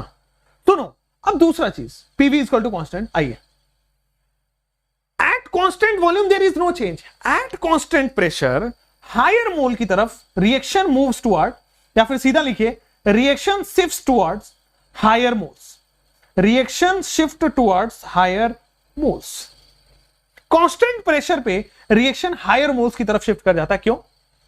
क्योंकि बेटा रिएक्शन में कांस्टेंट प्रेशर पे जब इनर्ट गैस ऐड कर रहे हो तो वॉल्यूम बढ़ रहा है, और वॉल्यूम बढ़ रहा है तो इसका मतलब हायर नंबर ऑफ मोल्स की तरफ रिएक्शन को शिफ्ट कर जाएगा। आप इस तरह से फिलहाल अभी रट लो, अभी मैं समझाने के मूड में भी नहीं हूं उसको, रिएक्शन रट लो, ये वाला लास्ट कंडीशन रट लो। इनर्ट गैस ऐड होगा, कांस्टेंट वॉल्यूम पे कोई चेंज नहीं है, कांस्टेंट प्रेशर पे रिएक्शन हायर मोल्स की तरफ शिफ्ट होगा। How is exothermic? बेटा एंडोथर्मिक का पहचान दिया होगा डेल्टा एच ग्रेटर देन 0, और एक्सोथर्मिक का पहचान दिया होगा delta H less than 0। Question में दिया होता है एंडोथर्मिक है कि एक्सोथर्मिक है। रिएक्शन अगर ली जा रही होगी एंडोथर्मिक, रिएक्शन अगर रिलीज हो रही होगी एक्सोथर्मिक। चलिए, अब मैं आपको क्वेश्चन करके बताऊं, है ना? क्वेश्चन ही मेन है, क्वेश्चन ही करके आपको समझ आएगा। जैसे ये क्वेश्चन है, इन द गिवन रिएक्शन आपके पास दिया गया है COCl2, ये जो है CO2 gas plus Cl2 gas दे रहा है। बताइए मुझे, अगर कंसंट्रेशन COCl2 को बढ़ा रहे हो तो रिएक्शन किधर, इक्विलिब्रियम किधर जाएगा? आइए, इक्विलिब्रियम किधर शिफ्ट होगा? रिएक्टेंट बढ़ा रहे हो, ली शैटलियर क्या करेगा? रिएक्टेंट कम करेगा। भाई आपने बढ़ा दिया, ली शैटलियर उल्टा करता है, रिएक्शन कम करेगा। इसको कम करेगा कैसे होगा? ये खर्च करेगा। खर्च कैसे होगा? जब रिएक्शन आगे जाएगा। इसका मतलब बेटा यहां पे, अच्छा केपी केसी का अदर रिलेशन आते हैं। आप एक बार प्रीवियस ईयर खोलो, एक बार केपी केसी का प्रीवियस ईयर खोलो, कोई क्वेश्चन आ रहा हो तो कराऊं ना, क्यों पीछे पड़े हो? रिएक्शन बेटा फॉरवर्ड जाएगा। यहां पे मैं वही कह रहा हूं, एग्जाम पॉइंट ऑफ व्यू से पढ़ना अलग चीज होती है। यही डिफरेंस होता है एक टॉपर और एक नॉर्मल बच्चों में, कि वो प्रीवियस ईयर को इतनी बार देख लिया, उसको पता है पढ़ना क्या है। आपको नहीं पता, मेहनत उतना ही कर रहे हो बट नहीं पता है क्या पढ़ना। चलो नेक्स्ट आ जाओ, कि इक्विलिब्रियम कांस्टेंट इसका 300 है। अगर वॉल्यूम को मैंने 3 गुना कर दिया, इक्विलिब्रियम कांस्टेंट क्या होगा? अगर वॉल्यूम को 3 गुना कर दो तो इक्विलिब्रियम कांस्टेंट क्या होगा? बेटे बेटे बेटे, इक्विलिब्रियम कांस्टेंट चेंज नहीं होता है 300। इक्विलिब्रियम कांस्टेंट चेंज नहीं होता है 300। क्लियर हो गया? समझ गए हैं? चलिए नेक्स्ट, इक्विलिब्रियम कांस्टेंट केवल टेंपरेचर पे चेंज होगा। अब देखिए, इंक्रीज इन प्रेशर, अगर प्रेशर फेवर्ड नहीं, फॉरवर्ड है, ये फेवर्ड नहीं है, फॉरवर्ड है। चलिए तो बताइए, अगर प्रेशर इंक्रीज कर रहे हो तो किधर जाता है? अगर प्रेशर इंक्रीज कर रहे हो तो मोल्स बढ़ रहा होगा, तो रिएक्शन लोअर मोल्स की तरफ शिफ्ट होगा। लोअर मोल किधर है? इधर 4 मोल है, इधर 2 मोल है। लोअर मोल है आगे की तरफ, रिएक्शन फॉरवर्ड जाएगा। लोअर मोल है आगे की तरफ, रिएक्शन फॉरवर्ड जाएगा। कोई दिक्कत वाली बात नहीं, आगे बढ़ सकते हैं क्या? चलो नेक्स्ट आ जाओ। Consider the reaction, volume increases, the reaction will move in which direction? अगर वॉल्यूम बढ़ा रहे हो तो रिएक्शन किधर जाएगा? अगर वॉल्यूम बढ़ा रहे हो तो रिएक्शन किधर जा रहा होगा? तो अभी भी आपको मैंने बताया था इनर्ट गैस वाले में कि अगर वॉल्यूम बढ़ेगा तो रिएक्शन किधर जाएगा? लोअर मोल की तरफ शिफ्टिंग होगा। तो क्या ये लोअर मोल की तरफ शिफ्टिंग होगा? सॉरी, हायर मोल की तरफ shifting, not lower mole, higher mole. Higher mole shifting क्यों हुआ? कि बेटा अगर वॉल्यूम बढ़ा रहे हो तो प्रेशर कम हो रहा होगा, प्रेशर कम हो रहा होगा तो एन कम हो रहा होगा, तो इसका मतलब एन विल इंक्रीज। तो रिएक्शन उधर जाएगा जिधर एन इंक्रीज होगा, इसका मतलब फॉरवर्ड। ठीक है ना? हायर मोल शिफ्टिंग होता है, या फिर आप ऐसे रख लो, रिएक्शन फॉरवर्ड जाएगा। वॉल्यूम बढ़ाने से प्रेशर कम हो जाता है, मोल्स कम हो जाता है, तो ली चैटलर उसको उल्टा काम करेगा, बढ़ा देगा, तो उधर जाएगा जिधर फॉरवर्ड हो रहा हो। ठीक है, नेक्स्ट क्वेश्चन।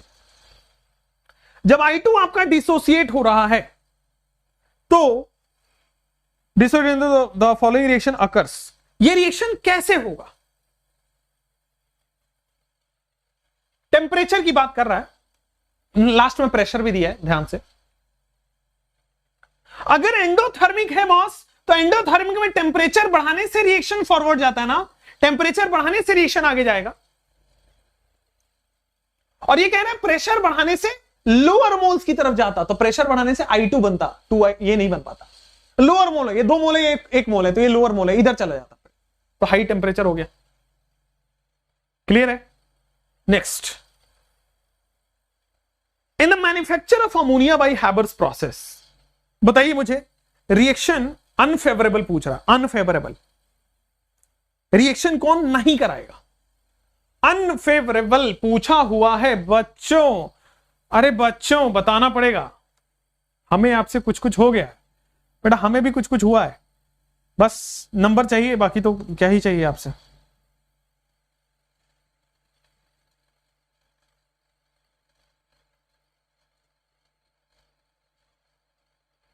देखो, एक शायरी कहते हैं, शायरी सुनाता हूं मैं आपको, एक शायरी सुनाता हूं आपको कि इरशाद, और ऐसे ऐसे करिए, इरशाद इरशाद करिए पहले। तो अर्ज किया है कि लोग पूछते हैं मुझे, तुम में ऐसा क्या देखा? लोग पूछते हैं मुझसे, तुमने ऐसा क्या देखा उसमें? लोग पूछते हैं मुझसे कि तुमने ऐसा क्या देखा उसमें? मैंने कहा उसको देखने के बाद कुछ देखा ही नहीं। समझे शायरी को कि नहीं समझे? मेरा टाइम वेस्ट कर देते हो, मेरा मेहनत वेस्ट कर देते हो। कि लोग पूछते हैं मुझसे कि तुमने ऐसा क्या देखा उसमें? मैंने कहा उसको देखने के बाद कुछ देखा ही नहीं। समझे? चलो नेक्स्ट, अनफेवरेबल। भाई ये देखो ना, ये एक्सोथर्मिक रिएक्शन है। अगर रिएक्टेंट साइड में एनर्जी लिखी हो वो एंडोथर्मिक होता है, प्रोडक्ट में लिखी हो एक्सोथर्मिक होता है। तो बेटा एक्सोथर्मिक रिएक्शन है। एक्सोथर्मिक में टेम्परेचर कम करने से रिएक्शन होता है, आगे जाता है। टेम्परेचर बढ़ाओगे तो इंक्रीजिंग टेम्परेचर बढ़ाओगे तो काम खराब हो जाएगा। अरे टेम्परेचर बढ़ाओगे तो काम खराब हो जाएगा। क्लियर है कि नहीं क्लियर है? समझ गए कि नहीं समझ गए? तो जैसे ये वाला क्वेश्चन वहां करके बताओगे क्या? ये बहुत पुराना हो गया, बहुत पुराना हो गया क्या बात कर रहे हो भाई, बहुत पुराना हो गया क्या? चलो, N2 gas plus half O2 gas, चलो ना ये तो गैस वैस छोड़ो। अब बताओ, इनर्ट गैस कांस्टेंट प्रेशर पे ऐड हो रहा है। इनर्ट गैस कांस्टेंट प्रेशर पे ऐड हो रहा है, तो इसका मतलब वॉल्यूम बढ़ रहा होगा। वॉल्यूम बढ़ रहा है तो इसका सिंपल सा लॉजिक है कि बेटा रिएक्शन हायर मोल्स की तरफ शिफ्ट हो जाएगा। Reaction shift toward higher mole, reaction shift toward higher moles. तो इसका मतलब इस केस में रिएक्शन जाएगा पीछे, हायर मोल है पीछे, बैकवर्ड रिएक्शन। क्लियर हो गया? कोई दिक्कत वाली बात नहीं है, आगे बढ़ सकते हैं। आगे बढ़ो, यहां आ जाओ। What would happen to reversal reaction at equilibrium when an inert gas is added while the pressure remains unchanged? Constant pressure पे इनर्ट गैस ऐड किया जा रहा है। कांस्टेंट प्रेशर पे इनर्ट गैस ऐड किया जा रहा है, क्या होगा? obviously more of the product will be formed. Reversible reaction में इक्विलिब्रियम पे है, इनर्ट गैस ऐड किया जा रहा है कांस्टेंट प्रेशर पे, वॉल्यूम बढ़ रहा है ना, वॉल्यूम बढ़ने का मतलब प्रोडक्ट बन रहा होगा, ठीक है ना, इनर्ट गैस ऐड प्रोडक्ट बन रहा होगा। चलो नेक्स्ट, इन अ गैसियस रिएक्शन, ये देखो राइट हैंड साइड में हीट लिखा हुआ है, मतलब ये जो है वो एक्सोथर्मिक रिएक्शन है। कैसे फेवर होगा? एक्सोथर्मिक रिएक्शन फेवर होता है लो टेम्परेचर पे, एक्सोथर्मिक को टेम्परेचर कम करना पड़ता है, ठीक है। तो सबसे पहले देखो लो टेम्परेचर, तो लो टेम्परेचर तो यहीं पे है, और कहां है लो टेम्परेचर? और कहीं है ही नहीं, यहां भी लो टेम्परेचर है, चलो ठीक है। High pressure low temperature, low temperature high, दोनों सेम नहीं है, high pressure low temperature, low pressure high, दोनों सेम ही है, ठीक है। अच्छा, तो हाई प्रेशर कैसे जस्टिफाई कर रहे हो? बेटा प्रेशर बढ़ाने से मोल्स बढ़ जाता है, तो ली शैटलियर मोल्स को कम करने की कोशिश करेगा, कम है इस साइड में, तो high pressure low temperature. Clear हो गया क्या? समझ गए क्या? चलिए ठीक है, ये लास्ट वही क्वेश्चन है ना, ट्वाइस अमोनिया वाला? नहीं, ये वाला अलग है। There equilibrium will shift in, forward ले जाना इक्विलिब्रियम कैसे करोगे आप? लास्ट क्वेश्चन है, फॉरवर्ड ले जाना इक्विलिब्रियम। देखो भैया भाई, लोअर मोल्स की तरफ ले जाना है तो प्रेशर बढ़ाना पड़ेगा, इंक्रीजिंग प्रेशर।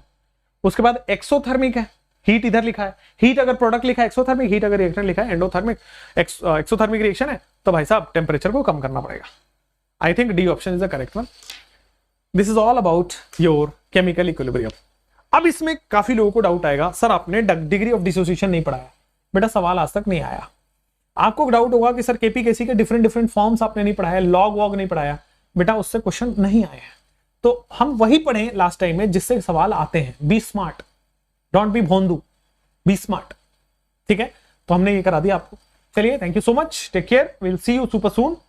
एंड टेलीग्राम पे आपको ये डल जाएगा, नोट्स भी डल जाएगा, ये भी डल जाएगा, हैंड रिटन नोट्स भी डल जाएगा, ठीक है। हैंड रिटन नोट्स इसलिए पहले नहीं डालता हूं क्योंकि इसमें सॉल्यूशन होता है, ठीक है। तो आप मेहनत नहीं करोगे, सॉल्यूशन देख लोगे, अब डाल दूंगा मैं, ठीक है।